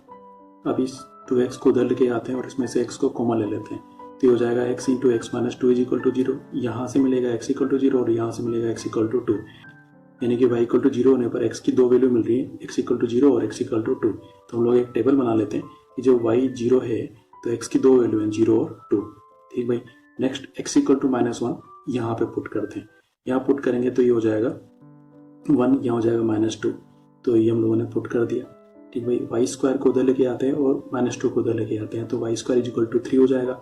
रूट लेते हैं तो y इज इक्वल टू आएगा +-√3, यानी कि जब x इक्वल टू -1 है तो y की दो वैल्यूज हैं +-√3। तो फिर से टेबल में हम लोग नोट कर लेते हैं, x इक्वल टू -1 लिख दिया तो y की वैल्यू एक बार +√3 अगली बार -√3। तो इस वाले कॉम्बिनेशन के लिए z क्या होगा 0 प्लस आयटा 0 मीन्स सिंपली 0। इस वाले कॉम्बिनेशन के लिए x की वैल्यू 2 रखनी है, y की वैल्यू 0 रखनी है, तो 2 प्लस आयटा 0। इस वाले कॉम्बिनेशन के लिए x की वैल्यू -1 रखेंगे तो ये हो जाएगा -1 प्लस आयटा √3। इस वाले कॉम्बिनेशन के लिए x की वैल्यू -1 रखेंगे, y की वैल्यू -√3 रखेंगे, तो z हो जाएगा -1 माइनस आयटा √3, ठीक है। तो हमारे पास में जो क्वेश्चन था वो ये पूछ रहा था कि how many roots of this equation are. तो यहाँ से जो हम लोगों को रूट्स मिलेंगे वो कॉम्प्लेक्स नंबर मिलेंगे ऑब्वियसली, तो कॉम्प्लेक्स नंबर में रियल और इमेजिनरी दोनों मिल सकते हैं, उससे कोई फर्क नहीं पड़ता। तो ये भी कॉम्प्लेक्स नंबर है, ये भी है, ये भी है और ये भी है। और जब रफ में हम लोग इसको यहाँ पर पुट करते हैं तो ये चारों इनको सेटिस्फाई करेंगे, इसका मतलब है हमारे पास में 4 रूट्स आएंगे। तो बस यही पूछा है, तो थर्ड हमारा आंसर हो जाएगा। इन क्वेश्चंस में ये ध्यान रखना है कि जब आंसर्स आ जाते हैं तो उनको वापस से ओरिजिनल इक्वेशन में रखना चाहिए, वो सेटिस्फाई नहीं होते हैं तो उनको रिजेक्ट कर देना है, चाहे वो सोल्व करने के बाद में आए हों, ठीक है।